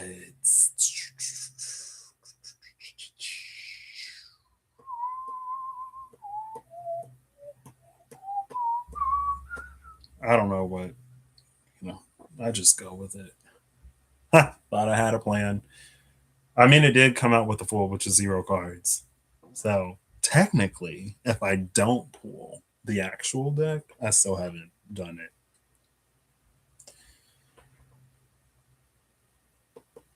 I don't know. It's intriguing. I don't know where I thought this would take us, but apparently we're still in the same neighborhood. Oh, see, this is almost coyote, almost fox. It's almost the trickstery type energy because, again, because I'm getting like the gazelle that goes to the elephant. The gazelle that's like, hey, elephant, so you gonna do whatever? And the elephant's like, you know the rules. I can't. I'm just gonna I can only look after what I have charge of, and that's my area. And I can't step beyond these bounds. Like, you know that. But it's like the gazelle. I literally just started Liar's Game yesterday, and it's about this girl that ends up in the Liar's Game tournament, and she's like so honest, and she like gets taken advantage of. So she recruits a professional con artist to like help her. First of all, to help her get her money back because she trusted somebody that she shouldn't have. So it's almost like, anyway, it's like Coyote then comes because elephant. Just because the elephant doesn't act doesn't mean the elephant doesn't care, and it doesn't mean that the elephant doesn't see. But the elephant is aware of the terms of its, like, if it were to violate whatever. So in terms of the Lafruma that came out, if it were to bloody its trail, whatever had grown from those seeds would instantly wither, because then it would fail the test that it had previously passed. Like, there again, it's given the energy of conditions. It was allowed to happen because of the conditions. So then it's like Coyote comes along and it's like, okay, well, what if you just shined bright enough that your luminance didn't extend beyond your boundary, right? And so it's like now we're sort of getting back into the mentality of herd immunity. So it's like we've full circled back to herd immunity. Basically, that's what it is. It's herd immunity, where there are enough people situated in the environment that are bright enough that even where it's dark, it becomes dim because of like background illumination, right? So it like it helps without doing whatever. And again, that's why it's like it's almost reading like some coyote trickstery type energy. And it's like, okay. All right, all right. So yeah. It's almost like, again, so with the electricity thing, right? You can't use electricity after 10 p.m. because it's going to stress the grid. Well, it's like there are different houses that have generators. And because they have generators, they're not pulling electricity from the grid. And so if they angle their lights or if they get like spotlights or whatever, they could illuminate the properties of people that don't have generators type energy. You know what I mean? It's like that. Like, I feel like we're getting there. I feel like the metaphor is like coming together. And so that way it could still be like bright enough at night that it deters all kinds of criminal activities if it were pitch black after 10 p.m. because you can't use electricity type of energy. It's like that. But again, it's like it's very almost coyote, almost trickstery.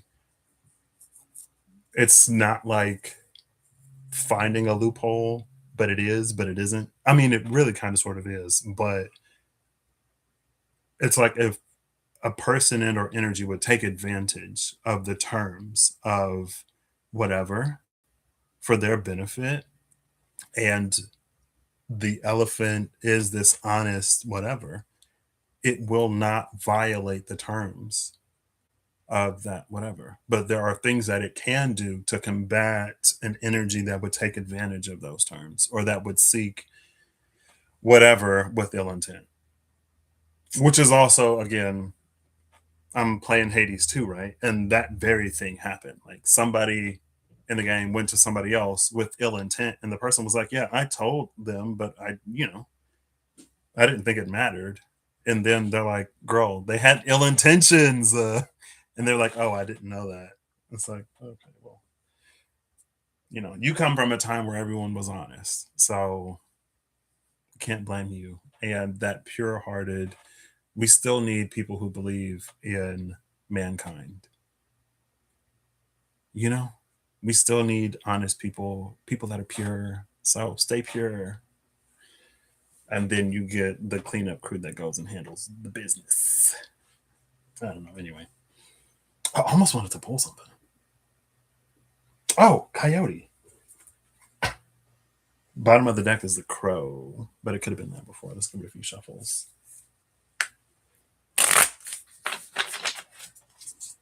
Interesting.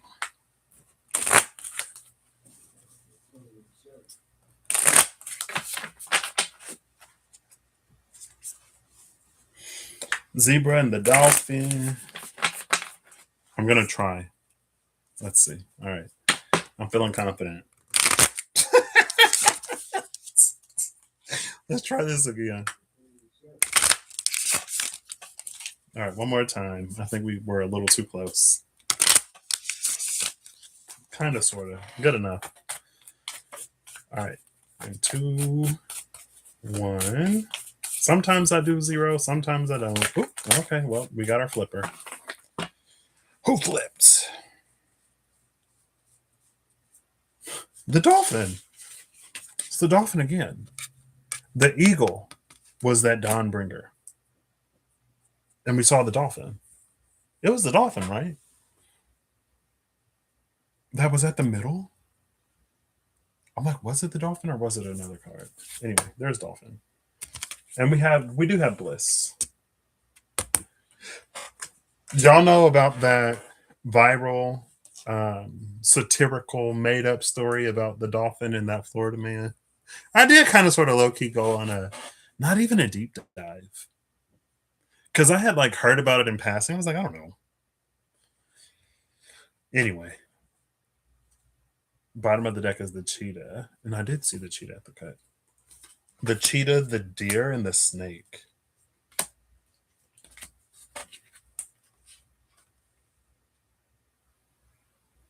Are the bottom 3. This, for some reason, that reminds me of, was it Ouroboros in the Archeo archetypes? I think it was Ouroboros, and it didn't bite its own tail. It looked like it did from a certain perspective, but it didn't. And again, we have these engineered force smelted Ourobori.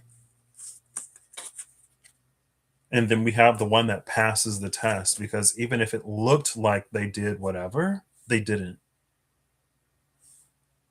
Or even if they didn't do it for the wrong reasons. Who determines right and wrong? Apparently, whatever the dragon energy is. Whatever energy has the power to bestow seeds that, when properly cared for, gives new life and can illuminate the night, that can, whatever power can bring day to night, girl, I don't know, or whatever evaluator judge that is. Anyway, we did see that, and it didn't bite its own tail. So we're looking before and after the fox. Fantastic Mr. Fox. I just saw that. I don't know why. I don't remember why. Who was talking about Roald Dahl? Maybe it was Matilda. I did see a like Matilda Carey thing. I actually saw a Where was I? Where I saw a Roald Dahl book. I was like, oh, it's a Roald Dahl. I don't know. Anyway, it was like more recent than distant. The fox is in between the butterfly and the hummingbird. Hummingbird literally night during the day, more specifically localized within the vicinity of the hummingbird. There is light outside, it's night, but also the butterfly being changed, but also with we've been seeing the butterfly more or less. The butterfly was on the Queen of Earth, where we usually see butterflies with the Queen of Swords, and the Queen of Air had an owl. And then the energy of butterflies came out. We did see a butterfly. It was number 10. It came out in the End Dream Oracle. And it was break your patterns, break your cycles, break your habits.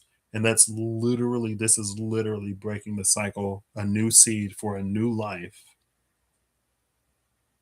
and then sweeping the blood away.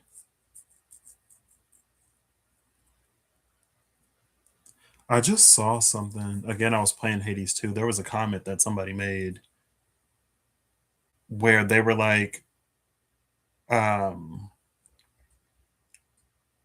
so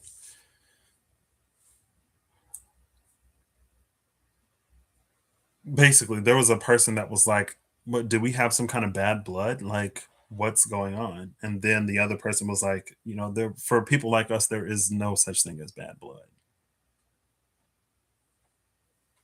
Right. She was like, it ain't bad blood, girl. Calm down.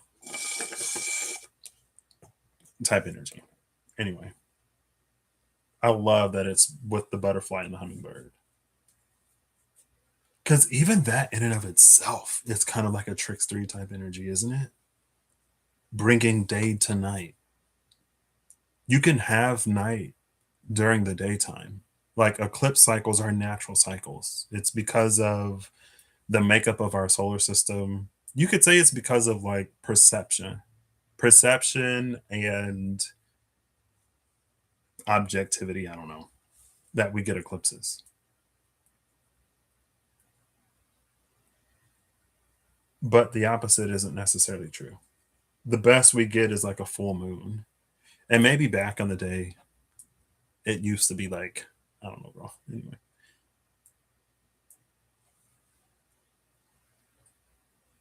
But also, again, with that, like, yeah, cool. Anyway,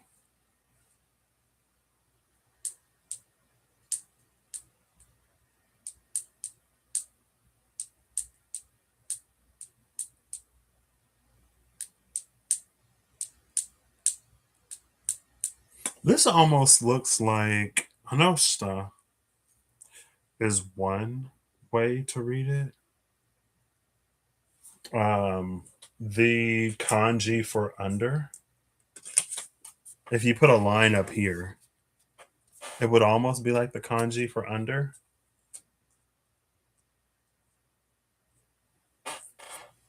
But without that line, Shita, Shita kanji, I guess. Yeah, it is higher. Down under, below or lower.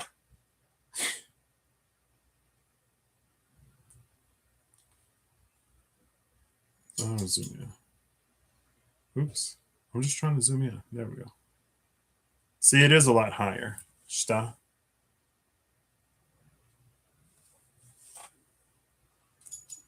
It's almost giving that, but it's like without that top bar, you don't see it as under.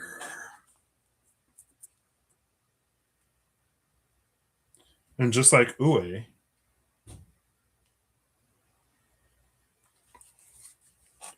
that's Ue, which is above, right?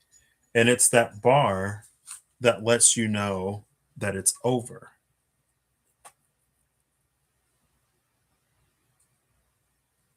So it's like it's maybe I don't know if it's like neither under nor over, or if it's both under and over. Maybe it's both and neither. Because again, we're sort of working with this zero energy, this like zero net gain, almost an energy of equilibrium, right? And equilibrium isn't necessarily stagnance, right? With equilibrium, you have a net zero change, right? So you can spend or gain as much as you want. You just have to gain or spend the same amount so that it's all together zero. If I give you $20, you have to spend $20. That's equilibrium. It's not never receiving and never I mean, if you never receive and never give, then yeah, it's an equilibrium because there's a zero net gain, but that's more like stagnance than equilibrium. Like it doesn't have to be flat, static. It can be dynamic and equilibrium can be maintained. And maybe that's sort of the point of this trickstery fox coyote type energy. Like the point is that an equilibrium or a balance is maintained. But also, you could say like maybe the elephant doesn't know its own strength. Maybe that was the part where it's like the elephant will never truly know itself because it is so communally focused. And without exercising one's power, not only would one not know the limits of it, but it's like one wouldn't know restraint. One wouldn't know how to restrain themselves because it's something they never exercise, right? It's like a sort of abstinence from alcohol being someone's tolerance because if you never drink, then you're never going to build up a tolerance. So to remain within your tolerance, you would just not drink, right? But if you build a tolerance, you can stay within that tolerance. But then the part becomes, well, how do you build tolerance? And it feels like that's where Fox comes in. And it's interesting that it's the Fox because, again, which is another fool, we were looking at the initiate in the SKT. Strength was here in reverse, and we saw the strength, the force that was with death. There was the tame lion that could never be initiated because it was basically sedated. It wouldn't survive in the wild. So you can't put it in any kind of stressful, strenuous, real life situation because it was born, bred, and thrived in captivity. It would be cruelty. Outside of the argument of putting animals in cages, that part of the metaphor aside, it would be cruel to put someone in an environment that you haven't prepared them for. And so you could almost have some twisted sort of benignity isn't a word. Isn't it? I feel like malignity kind of sort of is. Maybe not. You could twist like, well, we're being kind by keeping the lion in the cage because it would not survive outside of it. And it's one of those like BSE type, like you can't really argue against it. So that was the tame lion that would never go down that initiation. But then we saw the tame lion that would. Also, when we saw the 10 with the butterfly in the end dream oracle, we also saw the 26, I believe, of that strength energy. We saw the manticore in reverse. So it's almost like an 11 strength is in reverse, but an 8 strength is upright. You get an 8 strength and an 8 justice because it's an 8-8 energy.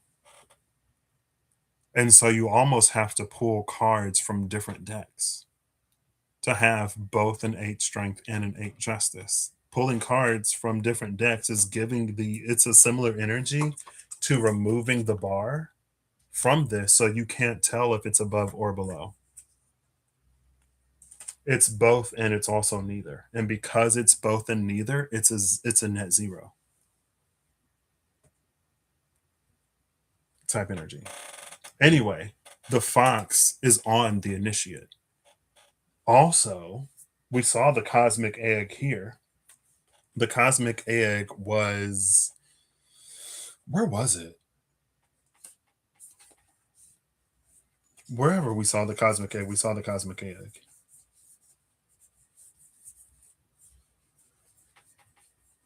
Right.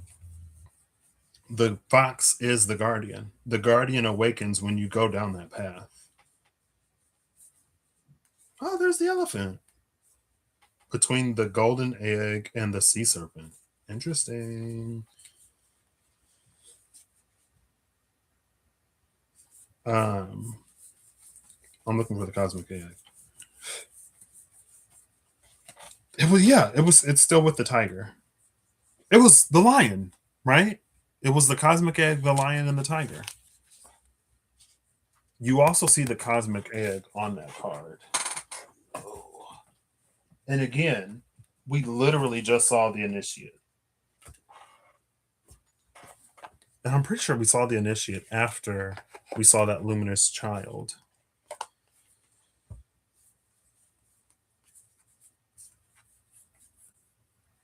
It's the fox that.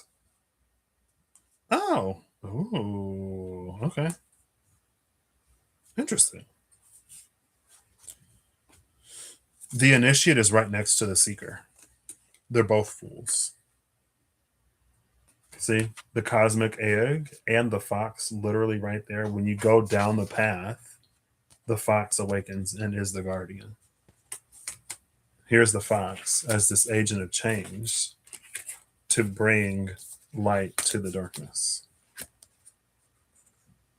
Just like we saw in the archeo archetypes, the jester and the awakener, right? And at first it was like, girl, what are you doing?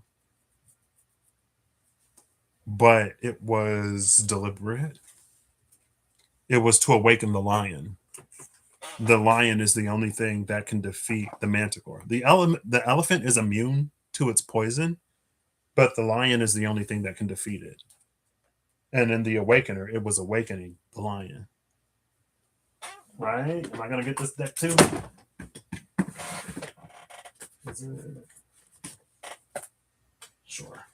We'll take a little field trip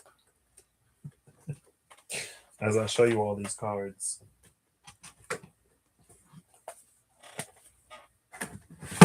Interesting. But again, it feels like whatever that elephant energy is, it's so honest that it would still like struggle to, because it's like this is a power that's not supposed to be used. And the fox is like, well, you can protect your family. I'm not necessarily saying that the fox would be so extreme as to endanger the family of the elephant so that the elephant energy utilizes its power. You know what I mean? I'm not saying it won't. I'm not saying it will. I'm not saying anything. What fox trickstery cunning energy is up to is business beyond mine. The awakener, right? And at first it was like, oh, the bird is making all that noise. It's about to get ate. But then we saw the fullness, like that was the point.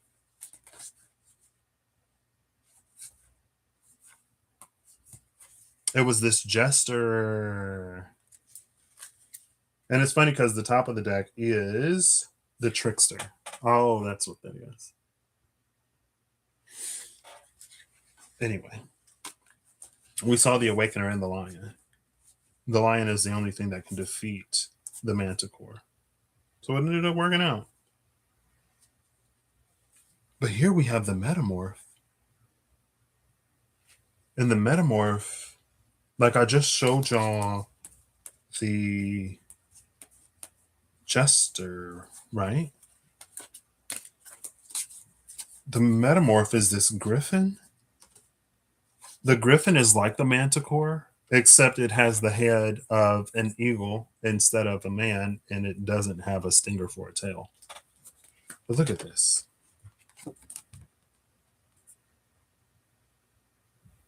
So you could say it's like a healed, healthy manticore energy. It's a detail, but it's not like a detailed manticore. Because again, the front is different. You could say you could say it's been changed for the better. I'm sorry. You could say that it's like a holy union. The unholy union would result in like a manticore, like rabid type energy that you have to get a lion to put down. You need the herd immunity of the elephants to contain it, and then the lion to sort of like take it down type energy, right? There is the Ouroboros, Mobius, the one that didn't truly bite its own tail, but it looks like it did from a certain perspective. The lion, there it is. We had the awakener and the lion. The lion is awake. And it's still kind of like groggy. The lion is just waking up. And again, there was the energy of like spring, the coming spring, the end of hibernation. And I like when that energy of like the end of hibernation, that's why the whatever was afraid of the rabbit, which symbolizes spring. The lion is up. Cool. I don't know, girl. But I do love how consistent it is. Again, and maybe that for the elephant that has a past, it would make sense why they are so hesitant. Because again, with the story of the man, and we just saw the man holding a heart. It was man holding a heart in the temple path. Oh my gosh, and the energy oracle cards. That was ICC 4573. I think it was 4573 because I did it on 4-3. ICC 4573 on 4-3. We saw the temple path and the man holding a heart. Right. So anyway, it's because if this is the same character, if the man holding the heart, if the man whose heart is the same as it was when he was a kind, generous, sweethearted boy, kind-hearted, sweet, generous boy, um, and he went through his rite of maturation, he would be afraid. Like it makes sense why the elephant would be so hesitant and why it would require so much convincing almost. And again, there's something about this that's like localized. It's because it's localized that it doesn't infringe upon any whatever. Because in your life, is like basically like in your life, you have free will. You have the right because it can be a very precarious balance. Some people will take I have free will and I have the right to whatever I want to mean that if I want you, you're mine. And if I want this, even if it's yours, it's mine. And it's like, okay, girl, well, what about my free will? Hello? Anyway, it's like you have the right. Oh, girl, it's so laden with like energy. The energy itself isn't ugh. I feel like we as people, how we interact with it, can make it very ugh.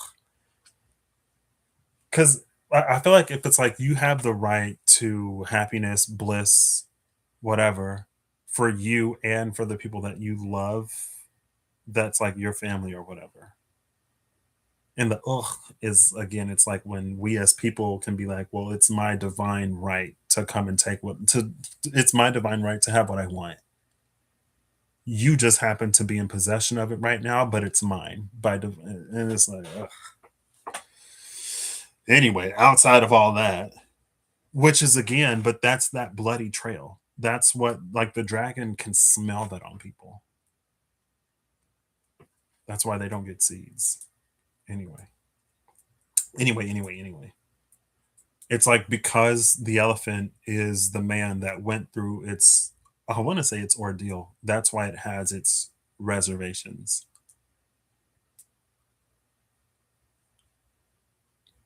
And that almost see it almost gives a self-censored energy,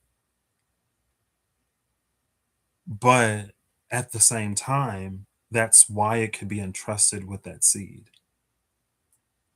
Because ultimately, at the end of the day, we censure ourselves. Ultimately, at the end of the day, we are the ones that keep ourselves in check. imbalanced, or aligned. We're the ones that make our choices and decisions, or that make the decision to go along with someone else's choices and decisions. We're the one that take our own actions, right? We're the ones that take action in our lives or inaction.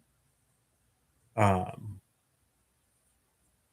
and so, in order for like a balance again to be maintained, you would want to give it to someone who self censures. Anyway, it's almost like the downfall, not the downfall, because that's extreme. If it's a power that's not meant to be used, it would never be used. Type energy. But again, something about this, excuse me, and it's also very like, but that's why like fox trickstery coyote energy is here.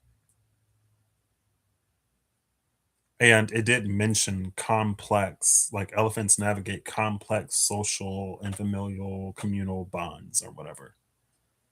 Um,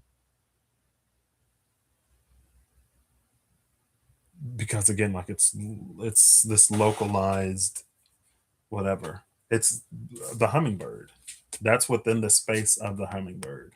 So if the hummingbird has the power of luminance, it can banish the night within it, the sphere of its influence, and it not affect, like it would only disrupt the balance if like the whole planet went light during the nighttime, right? But it's like as much light as the elephant can provide with its own generator, right? It's not pulling from the grid, so it's not breaking the rules. But if if the elephant has power enough to illuminate half the planet, it's not tapping into the grid, it's tapping into the elephant's own reserves. And maybe this is something that's kind of sort of interesting because I feel like this hasn't necessarily come up in a way in all of the whatever that's been coming up lately. Reserves of one's own power, right?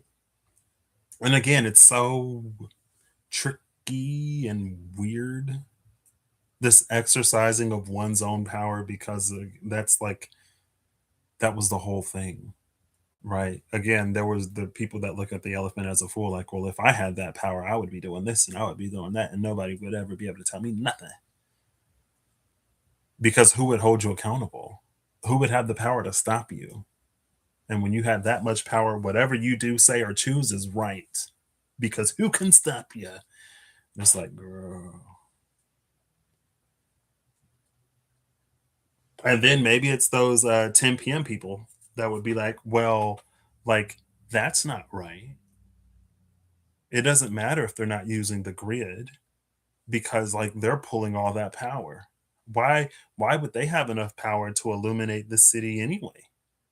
Why don't like, and we have this grid that can't even supply enough electricity for everybody, but they have enough in their generator, or they're generating enough power themselves? Like that's what's that about? Maybe that should be power in the city instead of the grid. And it's like, girl, again, it feels like it's a whole lot of, when we kept seeing the three of sword or the three of wands in the SKT, and I was like, there's a lot of politicking. Three of wands, the politic, three of wands, the politic, three of wands, the politic. And it's three dudes around the campfire trying to get a prophecy to sway fate in their favor. Anyway, it's fine. I don't know if we went like completely whatever. I don't know what this is today. I mean, hey, the point of build with me spreads is that if you want to pull them, then you can. So, but girl, I don't know.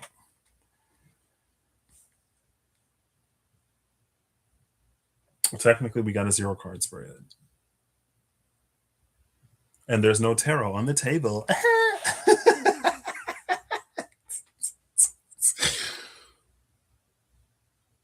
The one deck I showed you an image, I put it back because I'm not using the SKT.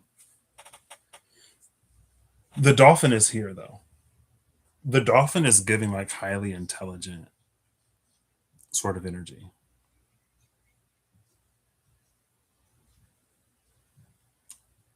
the high intelligence of the dolphin could be a path that doesn't involve the fox coyote trickstery energy. It's like the wizened elephant. That would be the elephant that knows, like, and again, it like ripples out. It's like the dolphin is the source of radiance, right? The centermost circle is within the dolphin, and it gets wider and wider and wider away from the dolphin. That's that wizened elephant that knows, like, hey, girl. And they say we can't use electricity after 10 p.m. because of the grid or whatever. I have a generator. I'll just turn on my generator and we'll be good. And if you are afraid of the dark, or if you don't want to be out there in the dark after 10 p.m., there's plenty of space. Or, you know, you can be, there's plenty to be unbothered. Plenty of space enough to be unbothered, depending on how many people. You may not necessarily be able to like lay out and get super comfortable, but you won't be cramped either, type energy. And this is the one that came out. Because the dolphin came out. Why is this dolphin here? Did I not put the dolphin back when I put the animals back? No, I did. I did. The dolphin came out when I was shuffling? Question mark. I don't even remember. The dolphin is the wizened elephant. That's like, oh yeah, girl. Like, I'll just turn on the generator. It'll be fine. Right? It was like, I'll use the generator. I'll angle the lights out to provide as much illumination as I can. This is that herd immunity. Cool.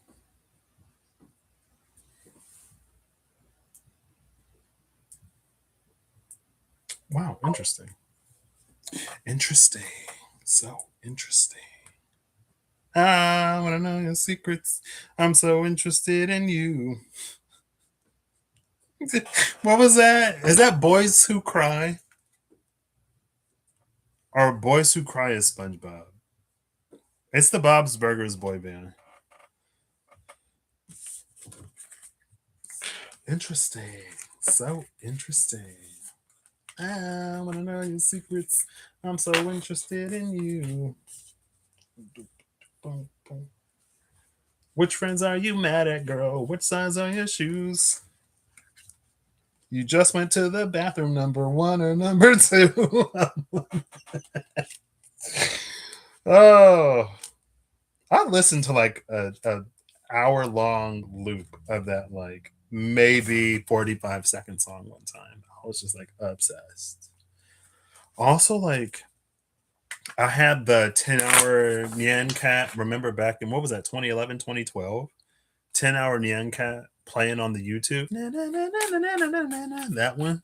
I made it to like 6 hours before my computer like buffered or refreshed. And I was upset because I wanted to sit through all 10 hours and I had to start over. If it's good, it's good. Hey, I'm a simple man. I am and I'm not, and I am. For the most part, I am.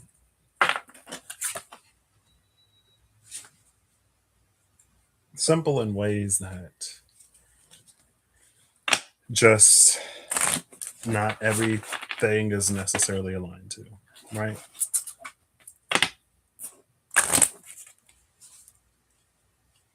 Like, if all you need is a full belly to be happy, some would say that you're relatively simple.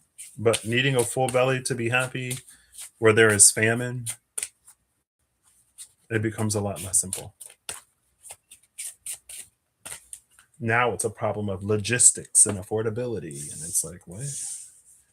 But you just want, like, for your stomach not to be touching your back. Like, you know what I mean? Anyway. Cool. Are we getting final cards now? Sure. What does this mean? I don't know.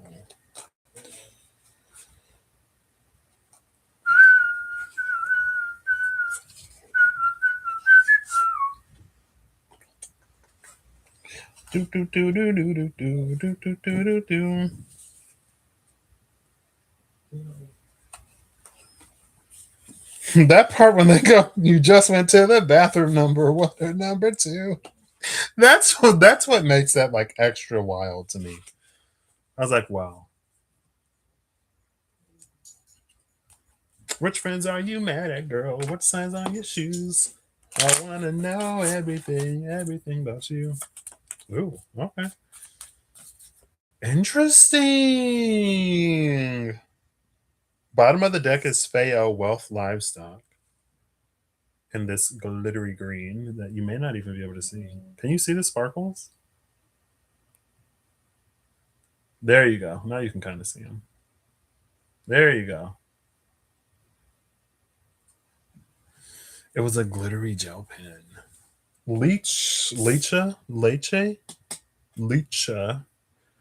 Emotional Bleed came out in reverse. It fell out in reverse.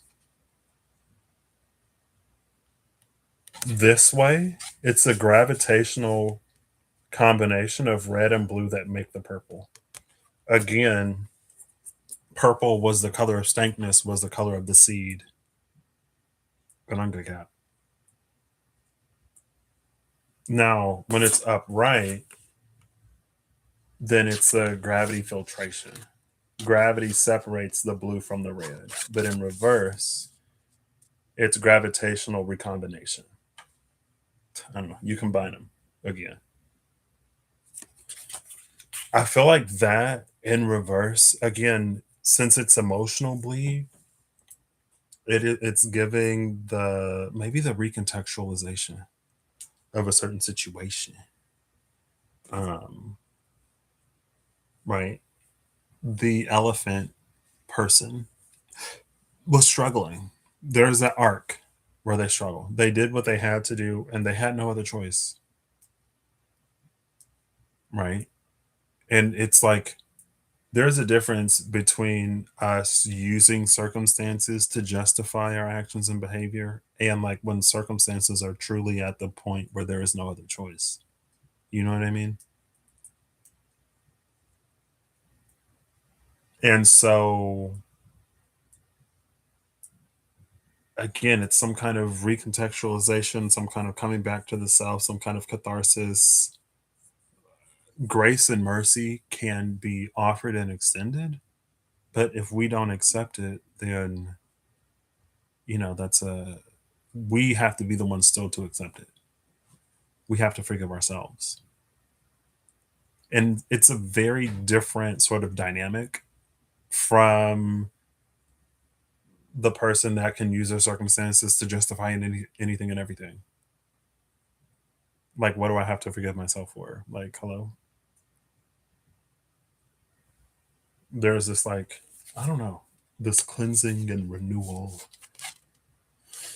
of the self that it feels like, in no small part, like acknowledgement is a part of that. You know what I mean?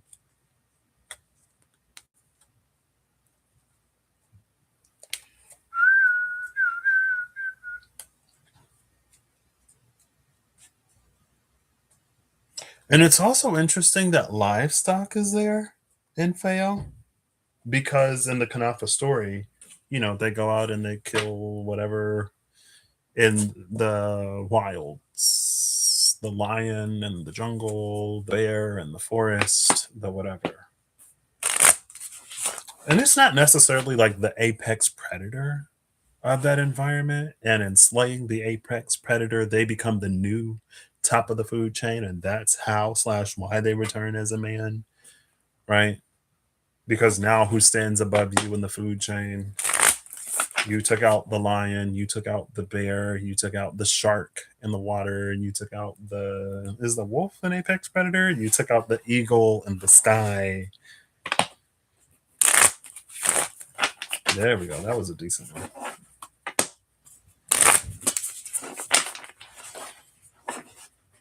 Sea serpent again. I've been seeing sea serpent a lot. I actually had a dream one time. The fox was just with the sea serpent. Now the fox is with the snake. Interesting. I had a dream one time And it was kind of like that sea serpent energy. It was like this series of dreams within that same night. I think I had like three, two, three or four, between two and four dreams that same night. And I kept seeing like this eye, and it looked like that sea serpent.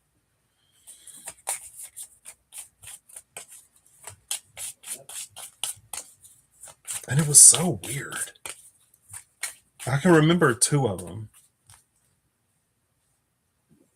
And I feel like there's a third dream. I don't know if it happened in the. Actually, I'm pretty sure it did happen in the same night. But that, I feel like one part is connected to another part.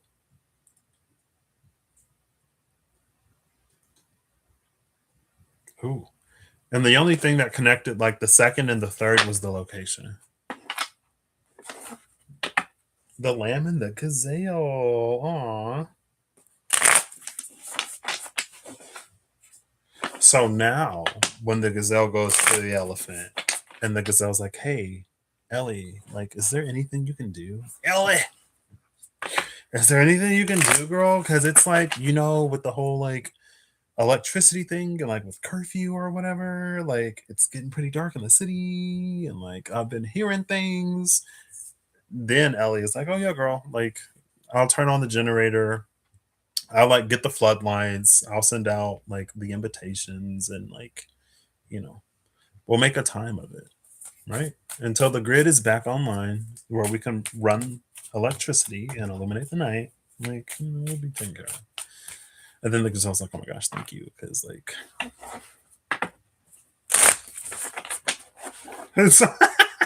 I don't know. I love my brain sometimes.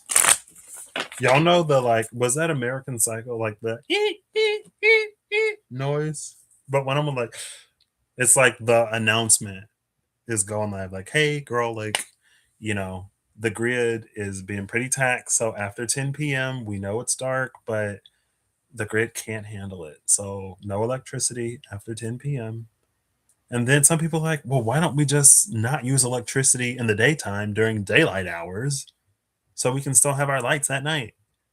And then people are like, "Okay, well, if we have lights at night, that means we can't have the AC during the day. And when the sun is up, high noon, that's when it's at its hottest. So you want to see at night, or you want to be relatively comfortable in the sweltering heat." But anyway, it's like the announcement goes out, and like there's a whole bunch of people that's reading it. It's like, and that's the It's like different. Anyway, it's funny. I saw it in my mind. It was funny to me. I don't know if I explained it. And then Ellie's like, "Okay, here we go again. They're up to their usual shenanigans." Anyway. What's that? Isn't that a verse? Let your light so shine. Where is that? Let your light so shine.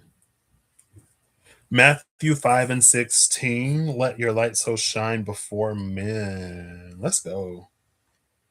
Matthew 5:16. Let your light so shine before men that they may see your good works and glorify your Father which is in heaven. What I love about that, again, with Treadle, it's like you don't have to tell people anything. Like, your life is your testament and testimony, and people just like see it. You know what I mean?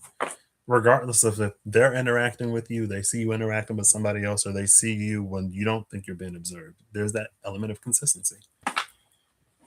That's the substance, right?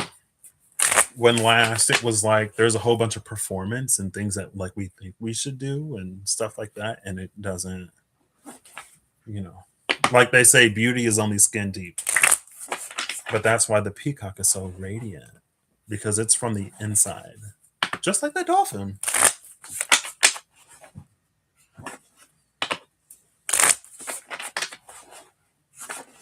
Okay, two more. It's been 84 hours. Final card, flipper fall.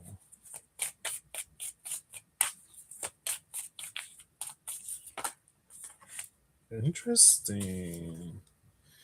Bottom of the deck is the tarantula. The tarantula is an arachnid, but like she's not. I'm assuming she's an arachnid. I don't really know. But she's not like your common, average, ordinary like house spider or even like your other spider. She's like big and hairy and she burrows and her webs aren't that sticky. And she knows how to work what she's got in a way that works for her. She can't try to act like any other kind of spider because her webs aren't sticky like other spiders. And she's not tiny like other spiders. Like she's a big girl. She needs to eat. You know what I mean? And also apparently she can keep a frog as a pet. Because I saw that somewhere one day. And frogs eat the other spiders. So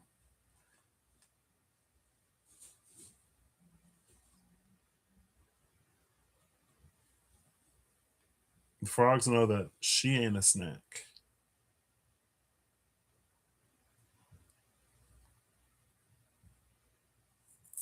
Okay.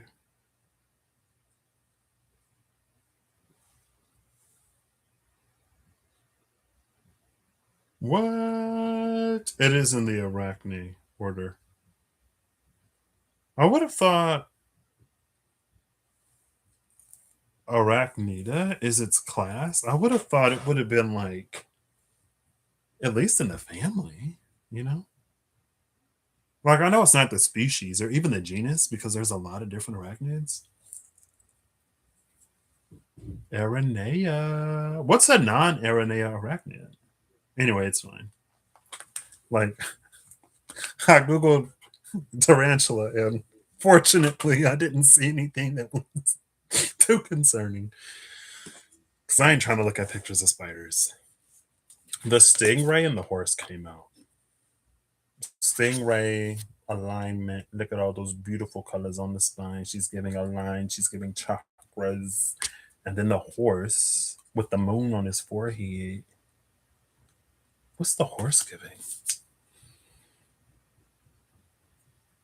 She's giving like black mare. Not a nightmare. A black mare.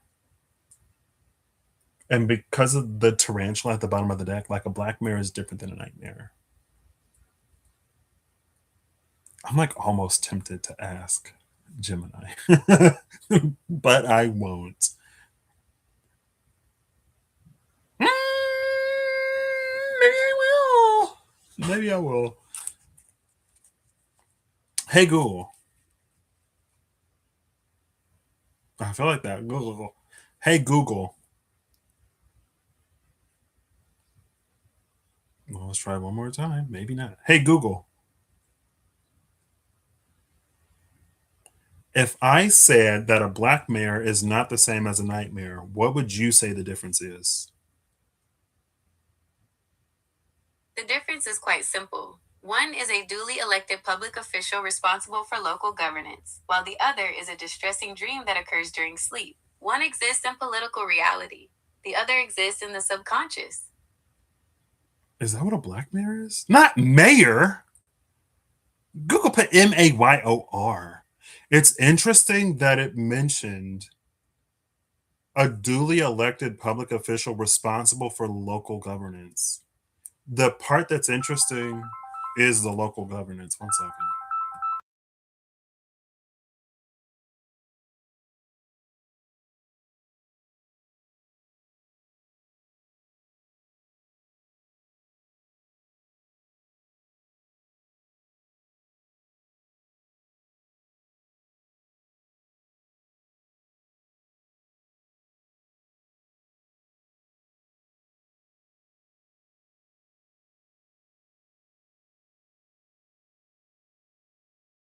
All right.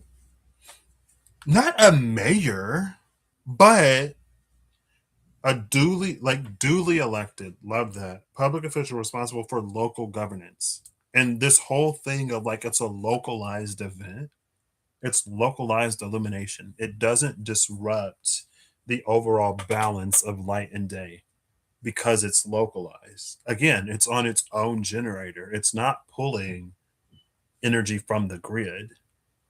Duly elected, giving the energy of like bestowed by whatever guardian is guarding and whatever dispenser is dispensing. And it's so funny because again, the bottom of the deck was the conservator, that which must be protected, right? And it's so interesting that the conservator has a ram head or a goat head because it's Capricorn. But in the politic, they're also wearing ram heads to try to like whatever. And the conservator protects the thing even from them. Anyway, not a mayor. Come on. Come on. Google's like, duh. One is a rule, like, is a duly elected official. The other one is in the subconscious. Do I got to type? I'm going to type and see if Google um, will give us something different. Ask Gemini if I said that a black mayor is different than a nightmare. Okay, autocorrect.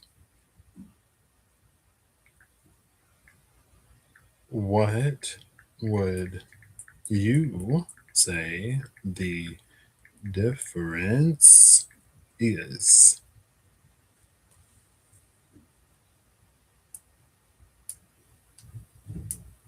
Oh, it was muted.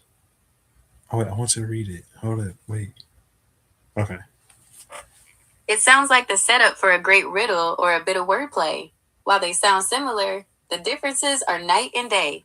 Literally, the literal difference, a black mare. This is a female horse with a black coat. In the equestrian world, mare simply refers to an adult female horse, usually 4 years or older. A nightmare. This is a frightening or unpleasant dream. Interestingly, the mare in nightmare doesn't actually come from the word for a female horse. It derives from the Old English word mare, referring to a mythological demon or goblin that was believed to sit on people's chests while they slept, producing a feeling of suffocation. The punny difference, if we're looking at this through a more whimsical lens, feature, black mare, nightmare, visibility. You can see her in the stable. You only see it when your eyes are shut. Diet, consumes hay and carrots, consumes your peace of mind. Control, can be led with a halter and lead rope, usually requires a better sleep schedule or a nightlight to tame. In short, one you can ride into the sunset, and the other makes you want to wake up before the sun even rises. Ooh, I kind of okay. We got there eventually. One you can ride into the sunset. The other one makes you want to wake up before the sun even rises. Okay, obviously. I don't know. She played along. She's like, okay, well, one of them is like a horse with a black coat. And also, she said they're like different kinds of mares. Even if they sound the same, they have very different origins. And because of that, something about that, it's given me like the terms and conditions that the elephant sort of like agreed to. And maybe that's what that trickstery coyote fox energy is like trying to get the elephant to understand or not understand. Like it feels like deception wasn't necessarily involved in the drawing of some kind of constitution or like conditions contract. Deception wasn't necessarily involved with drawing the terms of a contract, but it's like one party may have seen things that they could take advantage of that they would have could have believed the other party was too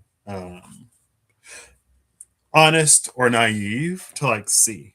And so that's why the trickster is like, girl, like the mare that you know as a horse, the mare that that's a girl, that's a literal demon. Like these are not the same kind of mares. They're not riding horses in the pasture into the sunset. They got an army of things that'll sit on your chest while you sleep and try to suffocate you. Anyway, 1 second.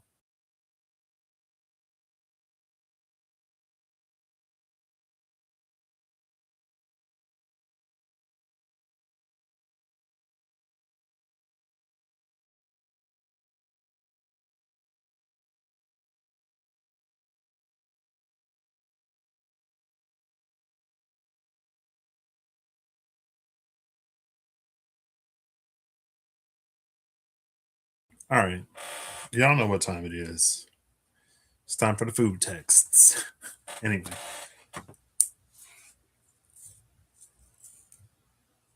See, but even then. Oh, yeah. And the tarantula. They're not the same. The scorpion is behind the tarantula. The scorpion behind the tarantula is also giving, again, how the trickster metamorphed into the griffin. Like the griffin and the manticore aren't the same. They both have the body of the lion and a tail, but the tail of the manticore is the scorpion's tail. The tail of the griffin usually is a lion's tail, and then the brain of the manticore is the brain of a man, while the griffin is a little bird brained. It's an eagle. Anyway, so I feel like it's almost like, again, as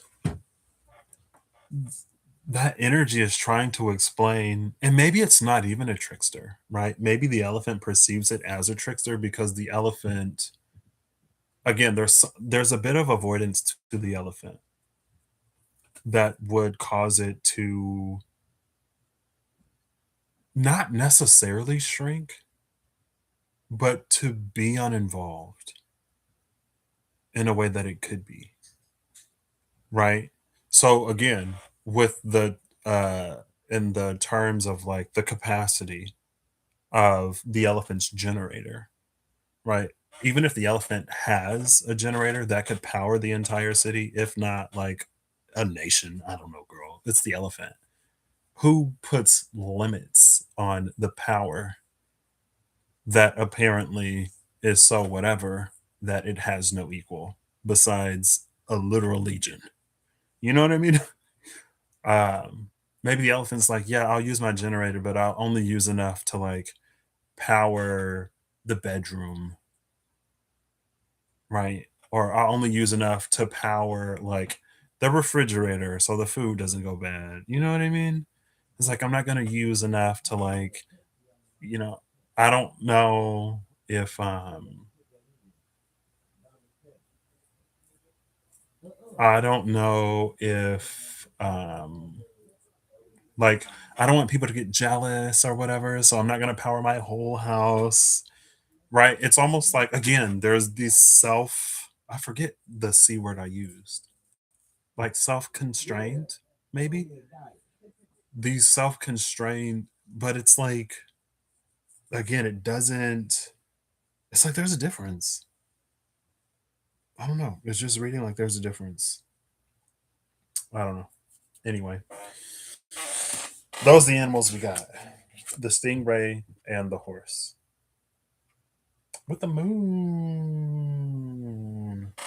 And maybe the moon on the forehead of the horse is like, because again, with the Valkyrie energy, like all the way back in the beginning, like those seeds were planted for a reason.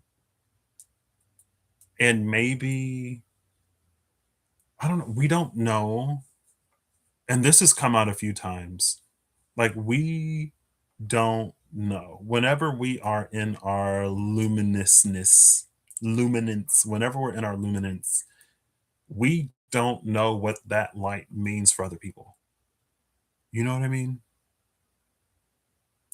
And if the divine especially is calling you to like don't shrink, like be to like you know, if you're bright enough to light up a room, light up the room.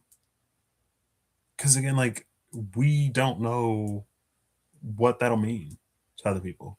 And it's like, yes, there's a line of thinking like, well, times are hard and difficult and I don't want to like seem like I'm gloating or like I'm showing off or like I don't want other people to feel bad about themselves because they didn't get generators before this crazy whatever came into effect. So like, I'm gonna use enough power to be comfortable, but I'm not gonna like, you know, try to like flaunt it. And it's not necessarily like anyone who would be, it's almost like it's like those anyone who would go down the whole whatever.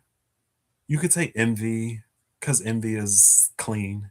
It's not necessarily clean, but it's like easy to like lump things into like envy, right? Anyone who would be envious is not your audience. Anyone who would be envious, they're not the reason why. They could be, but for intents and purposes for you, they're not the reason why you're called to be luminous, right?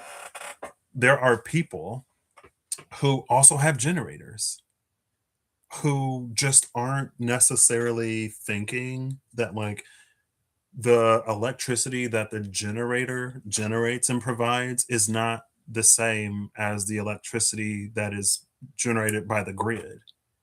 And so your luminance could remind them that they can turn their generators on too. Because the real issue with the electricity after 10 p.m. is the grid. Your generator doesn't draw anything from the grid. And so you don't have to go down this path or put yourself in environments and situations where you can't see that are dark or whatever. And maybe like that's what the elephant's luminance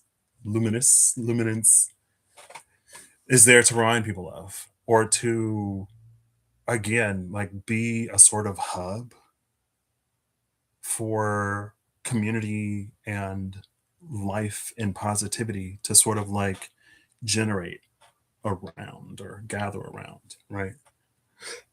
We don't know.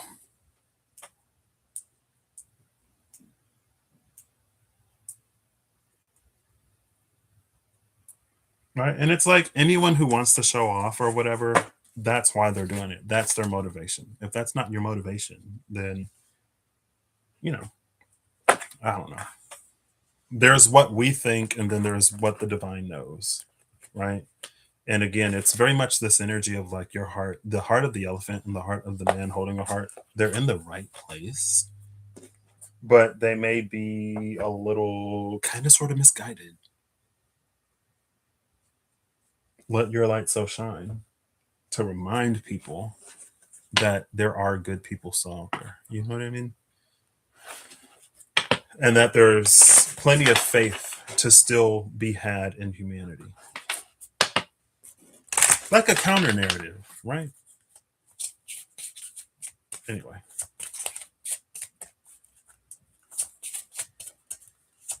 Now, again, use your intuition in discernment. I don't know if I've said it as much this time, which is kind of wild. Especially because of the energy that was coming out earlier. Take it as it resonates, if it resonates, when it resonates, and if it don't resonate, don't take it. I'm a Pisces sun and Mercury. My Mercury is in Pisces retrograde in my 12th house. My brain operates in metaphor. Sometimes we try to ground it to reality later. A lot of times we kind of sort of do, you know, try to find the low hanging fruit and not just like, I don't know, is it my Taurus moon and rising that makes me want to like ground things that can't just leave it as it is?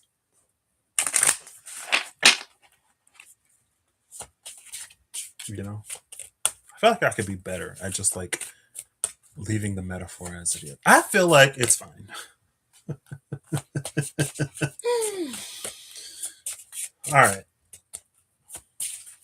I feel like there's an art to metaphor, and there's an art to maybe art isn't necessarily the right word, but there is and it's subjective, of course. It's not necessarily universal or objective, where everyone sort of has the same comparisons.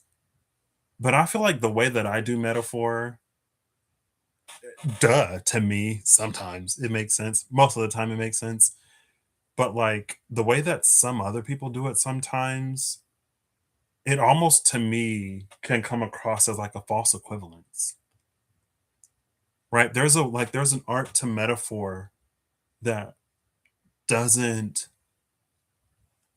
immerse itself in false equivalence. Right? Maybe it kind of like through nature of metaphor, you could say there is a certain amount of false equivalence. Maybe it dips its toe in false equivalence, but it's not like drowning in the pool of false equivalence. You know what I mean? Anyway. I didn't give my disclaimer, but yeah. Have I given any of my disclaimers today? Girl, what's happening?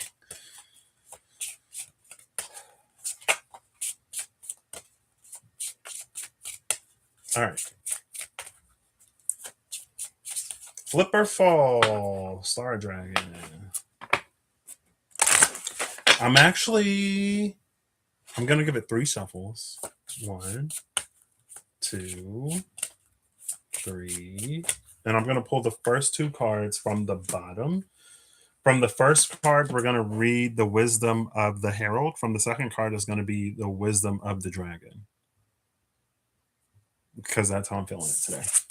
So we have returning, going with the flow, number 20. So the Herald of returning with the Dragon of dominance, believing in yourself, 20 and 2. Remember the 220 that was the judgment justice? But instead of judgment and justice, not judgment and justice. Hold up. Yeah. Because justice was the second 11. So either judgment and justice or judgment and strength, depending. But the way I did it, it's judgment and justice. Justice is 11, strength is 8. This is justice in the high priestess, 20 and 2. Or judgment in the high priestess, I guess, if you only go off of majors. And it's interesting, we see a similar dragon to the one we saw in Effort, a red dragon.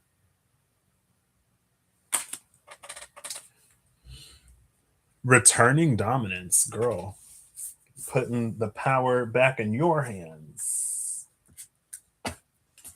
Which is basically what Effort said, right? Finding your power, power up, claiming your power. All right, so 20 and 2.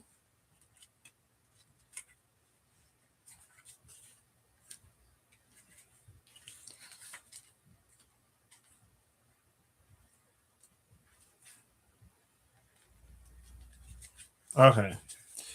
So seasons change and the universe ebbs and flows. The constellations shift, and in the midst of all the great changes of life, your ability to juggle whatever comes your way is seemingly the only constant. Move with whatever changes come your way. Flow with it. Roll with it. Be like water. By flowing and remaining in constant motion, this element breaks down even the mightiest obstacles. In any given moment, fire can rain down from your powerful jaws as you let the world hear your roar. Seize and lay siege to entire kingdoms with a single swipe of your claws. Dominate every given situation. You are a mighty and powerful dragon. Now roar.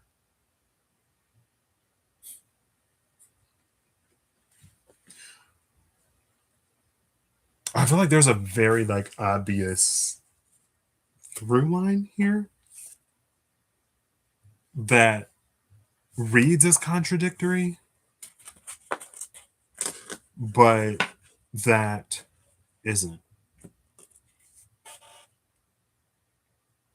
Right. And it's funny that we do our full circle back to seasons with returning, because at first that was like the positive force that counteracts a legion of negative forces, and that was the whole this sort of shifts the scale or changes the season into a time of good or an era of peace, right? Before peace leads to comfort, leads to greed, leads to opportunistic energy that sort of turns the scale back into power and stuff like that, right? And the positive and negative, good and evil, sort of everything. There's the act that brings things into a good cycle or a good season. Right. So eventually, at some point, in order for the seasons to proceed and process in the way that they proceed and process, that force has to counteract the Legion. And so, as whatever, as everything, and it is so for some reason that reminds me of Kairos Mythic Time that we saw, right? And it wasn't about the day or the hour, it was about situations and circumstances and sort of like stuff like that, right? There's a moment that happens, and the moment that happens is the time of and for whatever. I don't know. I feel like, again, like if I'm like use your intuition and discernment here and take it as it resonates, if it resonates, and if it don't resonate, don't take it. It's less a disclaimer of like, I don't know WTF this is, and I tried my best to find some low hanging fruit because of weights, but it's more, again, something feels like incredibly nuanced. Now, this is nuanced in a way that I feel comfortable using it, and not like dialectic differences or whatever, right? This feels incredibly nuanced because, again, because it is, right? And it ain't necessarily the whatever. The alien! Three of Swords. Remember the thing that was like kind of alien earlier? There's the alien.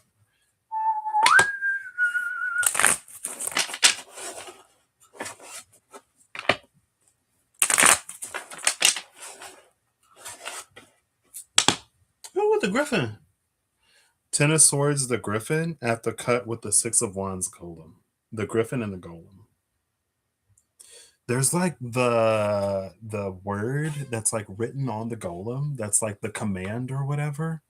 It feels like the Griffin can swoop on the golem and like draw a line. It can either mark something out to negate the golem, or it can create a mark to repurpose it, to literally give the golem another purpose. And it's almost sort of low key reminding me of Ue and Shta, above and below, and how that horizontal line is what sort of signifies if it's above or below, right? If the horizontal line is at the bottom of the symbol, then it is Ue, above, because the majority of the symbol is above the line.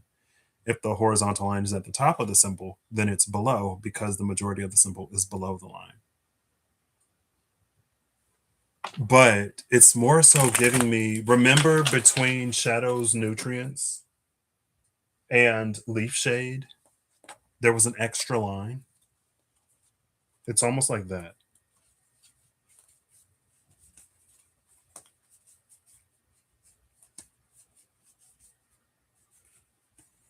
I'm sure y'all remember.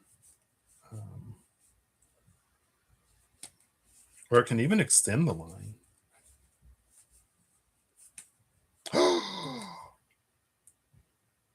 Interesting. Hold up. Wait.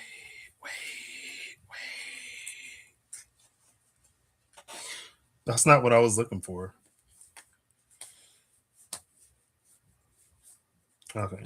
There's Shadows, Nutrients. Where's Leaf Shade?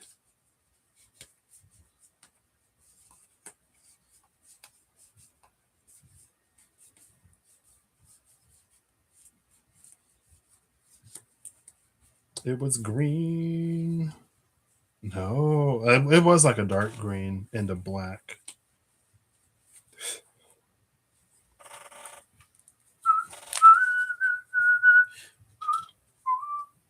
Okay. So remember these two?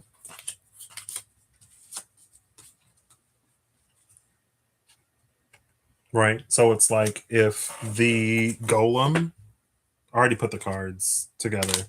If the golem had this like Shadows Nutrients sort of inscribed on it to give it its purpose, then the Griffin would swoop and carve another line to turn it into this Leaf Shade B. So it's almost like this golem of shadows, and then the eagle swoops, makes this other line, and it like turns into a pile of leaves. You know what I mean? Type energy. But on my way to find these two cards, I came upon Hang True, which looks very similar to Leech when it's in reverse. Right? Looks very similar to this. And the thing about Hang True is I in the real Karukian mythos and the who the F does Patrick think he is of it all. I like to it's like Odin hanged from the world tree for 9 days. And in hanging from the world tree, he learned like the runes, and thus in a way, from what I remember growing, I don't know much, the runes and magic, right? But he only hanged for 9 days and with a purpose. To me, it feels like there was a lot more to be learned than 9 days is enough time to whatever. But he got what he wanted. And then he used that for all of his shenanigans for Ragnarok to end up happening anyway. You know what I mean?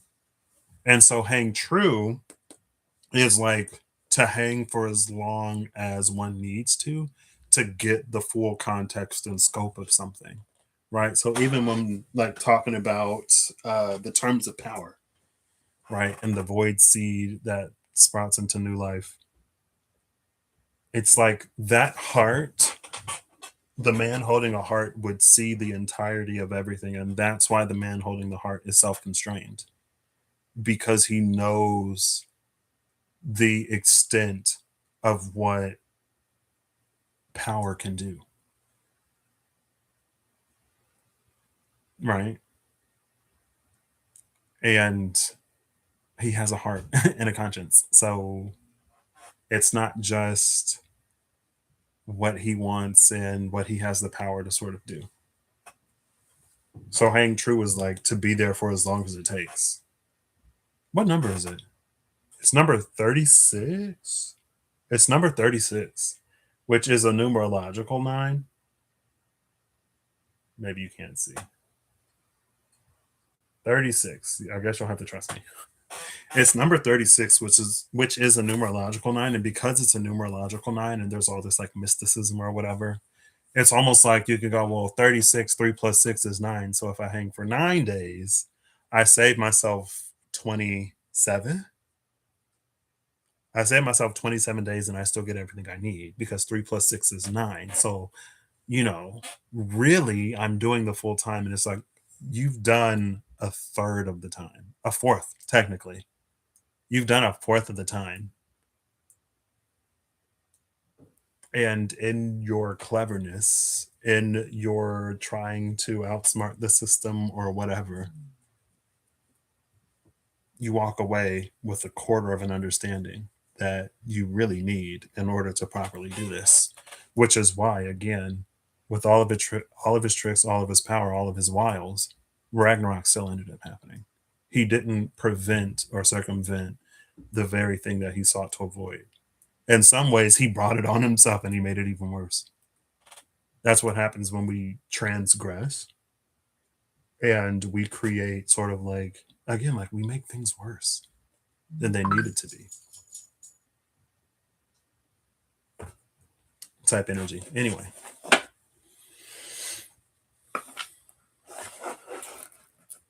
Anyway. And again, a lot of times we think that our reasons are good and whatever.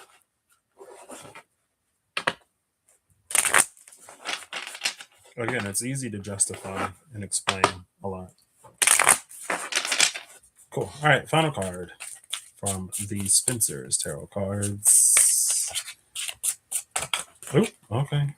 Made a lot of noise and it would not leave my hand, but not so much that it flipped or fell. So, okay, well, there we go. I think I see the Tooth Fairy. It is the Tooth Fairy. The Star and the Hanged Man, the Tooth Fairy and the Imp. Bottom of the deck is the Queen of Wands, Lilith. Queen of Wands, there she is. Again, with the energy of localized illumination, localized power with the fireball that turns night to day. With someone's generator generating its own power, it's not pulling off the grid. To see her there, not surprised. Also, she is considered the mother of like many sort of like evils or whatever. Where are we going with that? What was the point of that? I feel like there was a point there. And I lost it. I'm like Typhon is in Hades too, which is the father of all monsters. And I'm like, okay. Maybe it's like the not necessarily demon, maybe it is the demonization.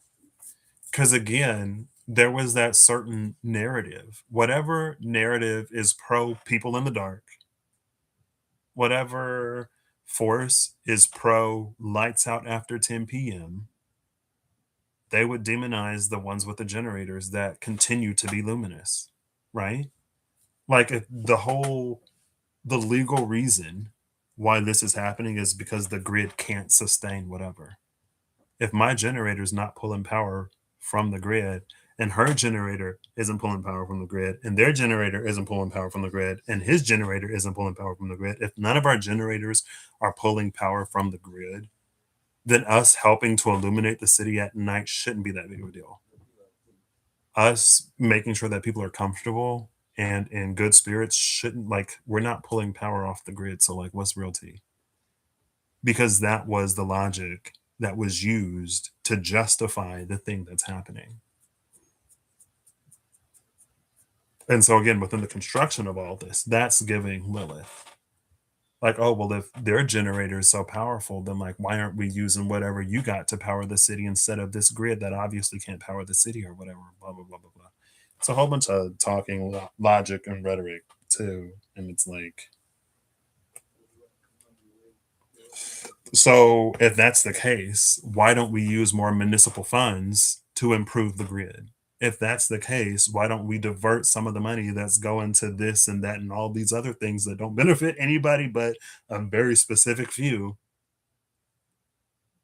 Because you're right, my generator shouldn't be providing more power than the grid can for the entire city. Sounds like a mismanagement of funds to me. Doesn't sound like a me problem and my generator problem because I'm one person and you're on the city board. What are we paying taxes for? Hello? Type energy. Anyway, maybe I got lost in the metaphor a little bit. But it is kind of sort of that demonization. Within the metaphor, girl. These are decentralized, whatever, taken from whatever to build out this story metaphor. Right. Anyway, so the star and the hanged man came out. The tooth fairy and the imp. Both of them are winged. The imp is giving like a little dragon. Is it not giving baby dragon? But it's chained up. Okay, well, or there's a chain behind it. She's giving baby dragon. And because the imp is baby dragon, it is sort of like giving that demonization of Lilith type energy.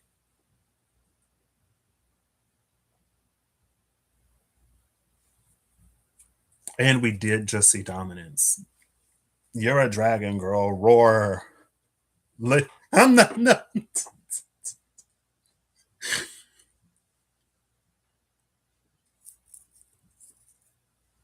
I just read from the book. I ain't saying. Just roar, okay? I want to see you be brave. That is Imogen Heap. That is not Katy Perry. That's not even Imogen. That's Sarah Bareilles, right? I'm pretty sure that's Sarah Bareilles. That's not even Imogen Heap.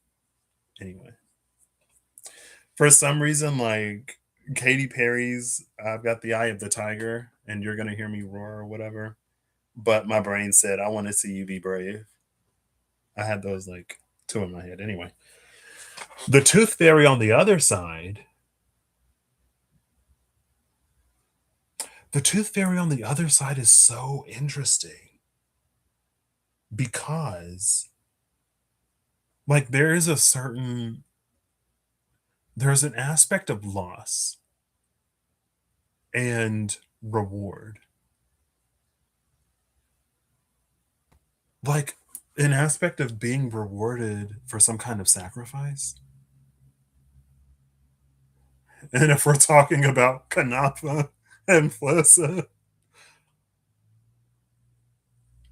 but it's like it's not,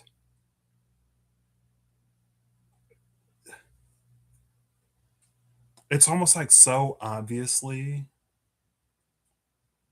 it's almost like you get like an allowance or an allotance. It's like, yeah, if you don't use electricity after 10 p.m., then you get a free coffee, a free small black coffee from your local coffee, whatever.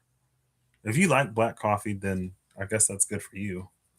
And if you're good with the small, then hey, even better. But if you want any cream, any sugar, anything beyond a sip, it's not good for that.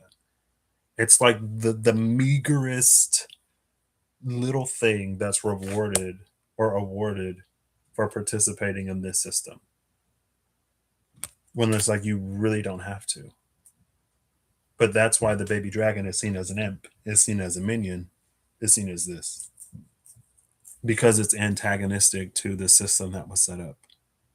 But again, it's like if you look at it as it is, the whole reasoning and justification was like the city's grid can't supply every place. Like it can't provide for everyone that relies upon its supply. So that's why you're limiting. So if someone is using a generator, it's not affecting things. It's like if you were to look at it like word for word by the book, if you were to get into the spirit of what's behind it, the generator, it's like people with the generator should be seen as like not heroes because that's extreme, should be seen as like kind-hearted individuals who kind of sort of like step up when the grid fails, right? And it's because again like they're doing these like I don't know, sleepovery type, whatever, and like they're facing their floodlights out to illuminate, like other people, to give other people some light. And it's like they're sharing their resources with other people. So not only, so it's like no one has to go without while the grid is down or whatever. But instead, it's like people are like demonizing them for having generators and stuff in the first place. You know? But again, it's like if you really were to get into the spirit of the thing, I don't know. Anyway, where was this supposed to be going today, girl? I don't know. But hey, shamans, elephants, Dawnbringers, which is interesting because we did see the Rainmaker before, but now it's just like Dawnbringer type energy. Excuse me, which is funny because we got into the kanji of Ue and stuff, but I don't know when the last time like the Aksunare energy really came up. Aksunare is the brilliant dawn after the dark night,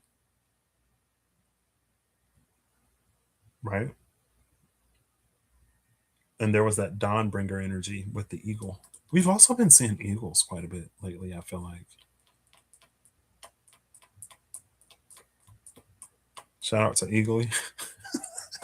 I watched Peacemaker uh like a month ago, a month and some change ago. Watched and finished Peacemaker. And Eagle wasn't just some bird, girl. Eagle gave him a hug. And this other girl, she was like, "What? Eagles don't hug people." And then she saw it. And because she saw Eagle hugging him, she believed in miracles. But she didn't believe him when he told her that Eagly hugged him. And he was like, take a picture, take a picture. And he didn't get a picture the first time. So he couldn't prove that it happened. But after she saw it, that convinced her. It made her believe in miracles and it made her believe in something more. It gave her life purpose that she couldn't ignore. And again, it's sort of that like we don't know what our light shining means to other people who are in the dark or who just need a little bit of reassurance or a reminder that even amidst the chaos and craziness and the whatever of today, that there are still like kind-hearted, good, generous people out there. You know what I mean? And so, hey, who are you? Never mind. Let me not even say, because you could say, who are you to deny other people your light? But the Taurus in me, girl, the stubborn in me, be like, I don't owe anybody anything. So, hey, right. Especially if it ain't reciprocal or whatever. No. No. If you a moth looking for a flame, it's a candle over there. But if you're a pilgrim seeking shelter and warmth for the night as you continue on your journey, okay, that's one thing. I am gonna shuffle these up and just I don't know why get a final card from the SKT. I've only shown the card from it, but hey. It was left open. New World Order with the Ten of Swords Destroyer. The Ten of Swords was the Griffin. New World Order with the Griffin and the Golem that literally like repurposed that Golem. Remember? Also, the Griffin that was the Trickster metamorphosed, but not the Manticore. Should we get into the etymology of the Griffin? Lightning and the pyre, the shining flame. With the stronghold of the Grail, herald of the purifying. Herald of the purifying with the shining flame. That's so funny. because of the whole, not because of the whole moth seeking a flame, right? But also, we started with the shaman, the Dawnbringer, right? The one who turns night into day through apparently personal power and sheer effort alone. What is. Oh, something just leapt into the air but landed face down. The message of this Herald of the Purifying. I also love that it's the Herald of the Purifying because, again, Butcher's Broom, Brahm, that sweeps the blood, sweeps the path clean, that removes that smelted, engineered, forced, whatever. Ten of Wands, the burdened one. I think I saw the Ten of Wands too. Is it the Jinn? I don't remember. I don't remember the creature that was on the card. I just remember seeing the Ten of Wands. The burdened one. Oof. That feels like acknowledgement. Bottom of the deck is the title card. Yeah, that feels like acknowledgement. It's a burden that one doesn't hold alone. But it is a burden in and of itself. And the burden can be multiplicitous. Is it? Sorry. I'm like, multiplicitous. Is that a word? I know duplicitous is a word. Like, the burden is like, because there could be the burden that's like, ooh, emotions. There's the burden that like mourns, like the state of the world, or the fact that like someone has to even turn their generator on in the first place, right? So it's not necessarily the burden of having to like provide illumination for others or having to house or host, right? Um, it can be. It doesn't necessarily have to be that. It could also just be like a sort of mourning at the situation in general, that something is even needed or necessary. It could be a question of whether or not like someone is like ready to be seen or perceived as a potential like leader, or because it's almost like it can be a lot of pressure to be someone's like hope in humanity, right? There could be like a burden of like perfection because none of us are necessarily perfect. Um, it could be anything. And again, it's that whole like it's power given to the person that would never use it for personal gain or for nefarious means. It's the person who doesn't want to stand at the front who's chosen as the leader because they can be more easily trusted to not abuse that power and position than maybe someone else. And so it's almost like there's an inherent burden to the thing itself, right? But I feel like the fox, maybe we just look at it as the fox and not necessarily the trickster. The fox that also awakens when someone goes down that path of initiation. It's like it doesn't necessarily, I don't know, it's a management of that, right? So it can be like a counterbalance, right? Like if someone is burdened by like the state of things where they have to turn on the generator, then maybe counterbalancing that will can be like, well, at least you have a generator and you're generous enough to share what your generator provides with others. Like you're literally like a light in the dark and you're giving people peace of mind, right? And it's like taking comfort in that, but not necessarily, it doesn't necessarily have to try to eliminate the concern or whatever. Because again, it's almost like the concern, the self constraint, that's all a part of what maybe would entrust, would cause someone to entrust something with something else. Like that's why they passed the test in that stankness.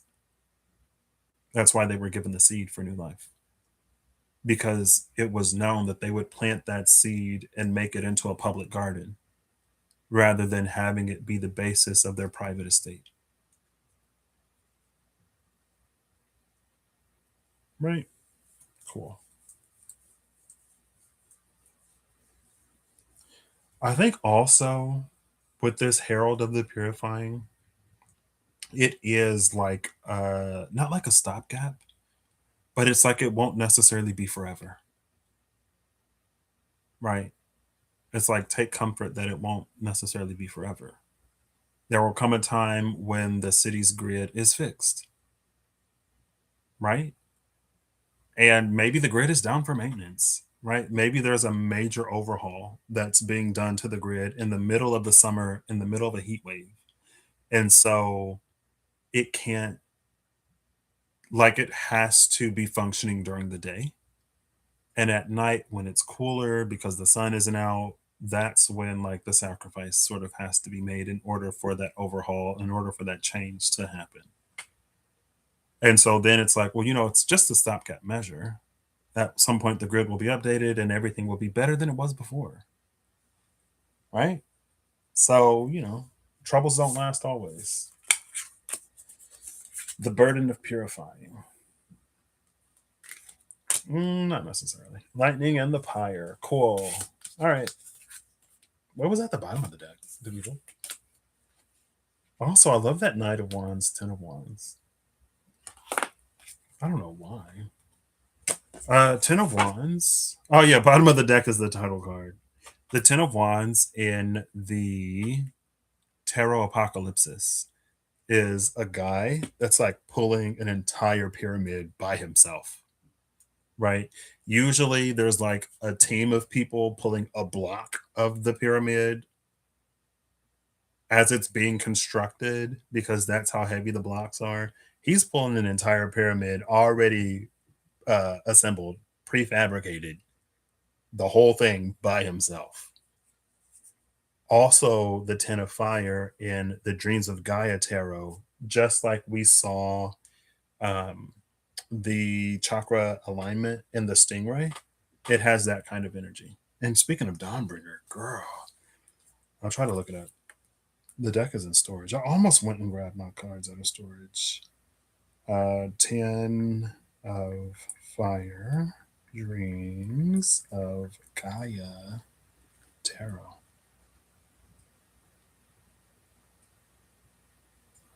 It's this one. So not only do we have that halo thing that we've been seeing, but also, again, they're all aligned, right?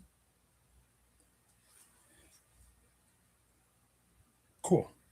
All right. So there we go. 3 hours and 46 minutes later. I can't do anything less than maybe I've been away for so long. If I do anything less than like 4 hours, I'm like, I'm not done. I'm not done. I'm making up for lost time. I say that as if there wasn't a time where there was like 3, 4, 5, 6 hour lives every day. This is just the season that I'm in for now. And it's kind of sort of weird to be in this season, but also to be in a like still a semi-hermity type season. I feel like the hermity ness is like ending. Sorta. I don't know. Anyway. Was this not fastened? It was not. I still feel like. Oh, I didn't get a final Archeo. This deck is also out. There we go. After this, we will be done.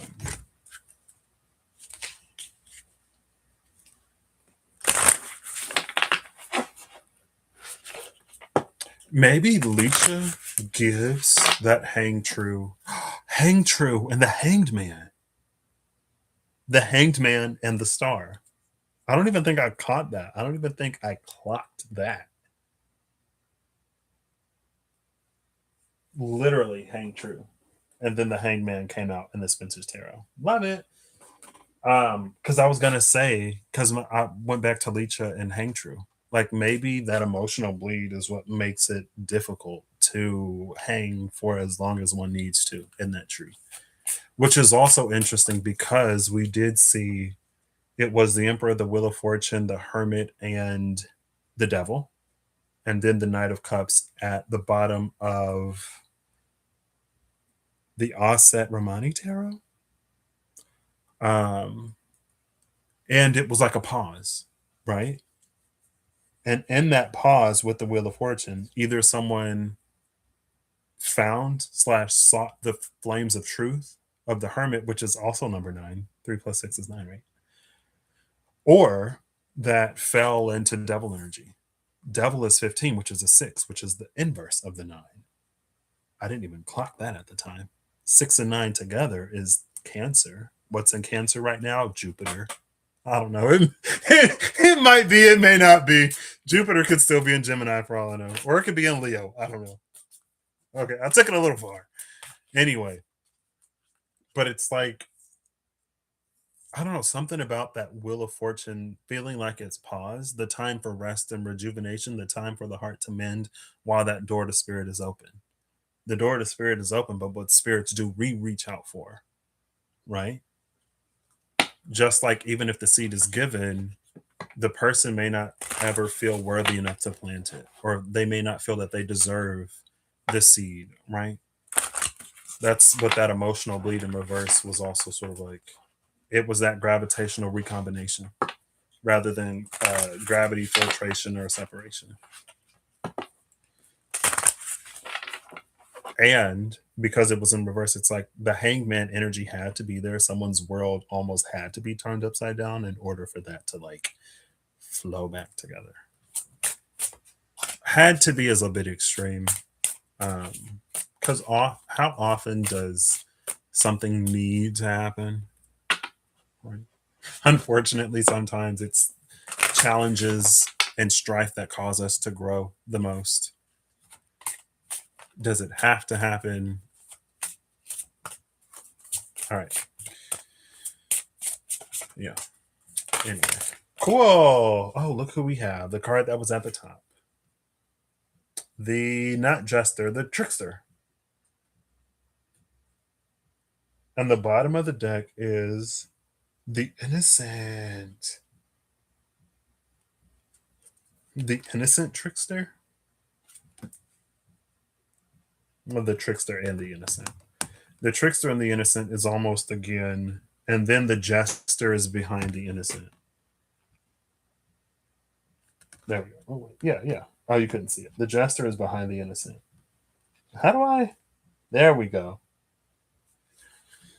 And the jester metamorphoses into the griffin, but this time the jester is heading towards reflector. And again, we've seen this card as the second interface, where we go so far inside that we emerge outside, that we reemerge outside.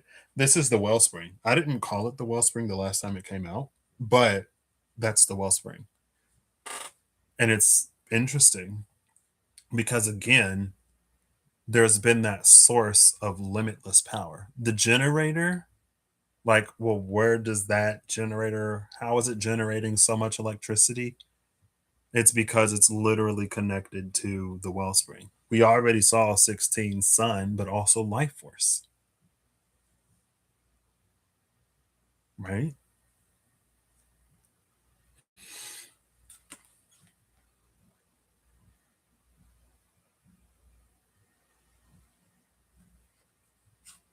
And then the star climber, which is a dragon.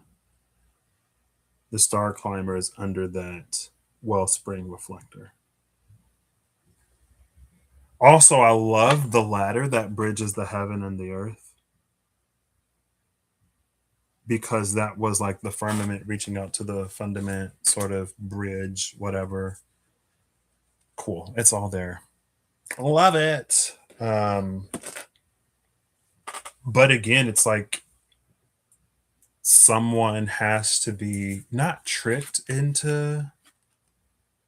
I mean, I guess the innocent almost has to be tricked. Um, but then again, it's such a slippery slope type. But it's almost like she's giving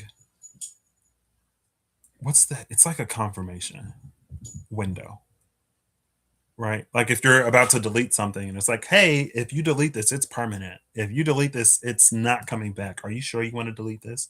Are you really sure? Just another final reminder, if you really delete this, there is no way you're ever gonna get it back. It's like it's almost like that, right? Because again, it's given the energy of like a power that's not necessarily meant to be used. If the grid isn't down, you usually don't have to use a generator, right? Like, why use a generator if the grid isn't down? It's almost like one of those for emergencies only. And maybe again, it's like back when the gazelle was visiting the elephant and like, hey, just here with another update. Again, no pressure, no anything, because I know you only move in your own time. And I'm not trying to get trampled either. Just letting you know how things are going out here. Yeah.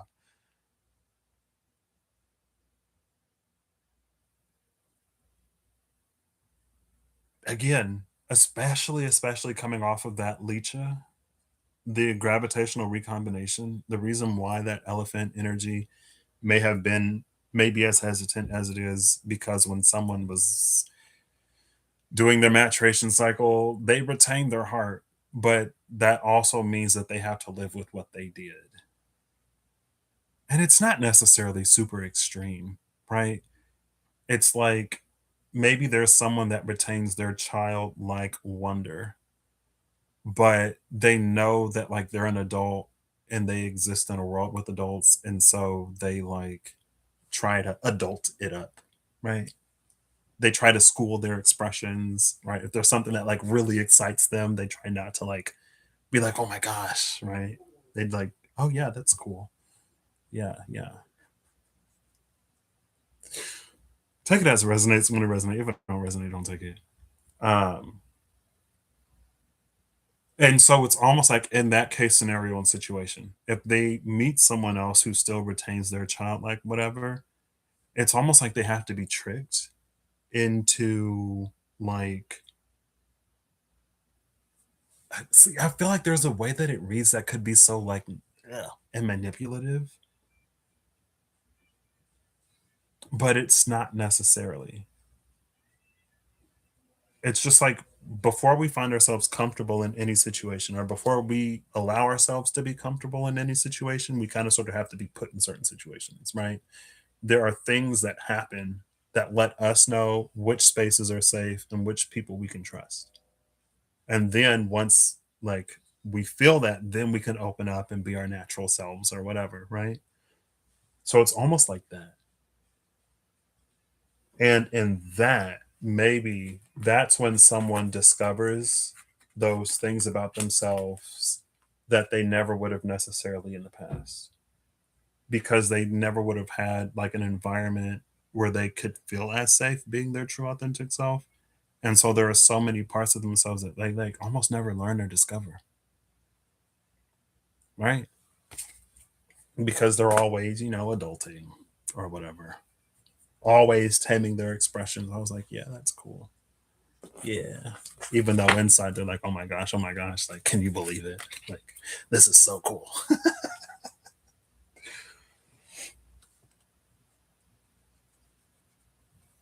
Again, we sort of grounded that a little bit.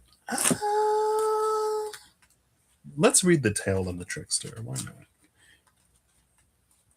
The trickster's tale. And he does have a tail.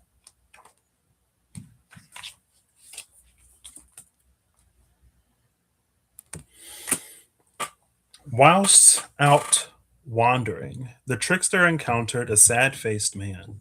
What's wrong? He asked. The man held up a tattered sack and complained, all that I own is in this pathetic bag. That's a shame, said the trickster, who snatched it from the man and ran. The man burst into tears. Just around the bend, the trickster placed the sack in the middle of the road. When the man turned the corner, he saw his bag and let out a yelp of joy. My sack! I thought I'd lost you. The trickster reflected. It's so easy to make a person happy. Yeah, see, it like, but it's again, it's like it's that sort of kind of trickster energy. Not, not all trickster energies are ones you want to necessarily engage with. But in that case, it's like what one at first lamented is like this is all I have. Like everything I own is in this sad sack, and then to lose even that. But the joy he felt when he got it back, and the way he was able to like treasure and value and appreciate and be grateful for what he had after, you know, that wasn't the trickster that tricked him out of the last of his remaining whatever. You know what I mean? It wasn't the trickster that lied to him and was like, oh, I'll buy your sack for 50 gold pieces and then took the sack and ran. You know what I mean? To teach a lesson that some things are priceless and more valuable than gold. Anyway, it's fine. Cool. Can y'all hear Tino in the hallway? All right. Well, anyway, thanks, Em and David and Janelle for stopping by. I hope you all have an amazing whatever whenever you see this. I hope you're acting in alignment to make all that you wish to experience your reality. I hope that whatever you need along your path, journey, and what you find. And until next time, this has been the spread that we didn't build because it's 0 cards, apparently.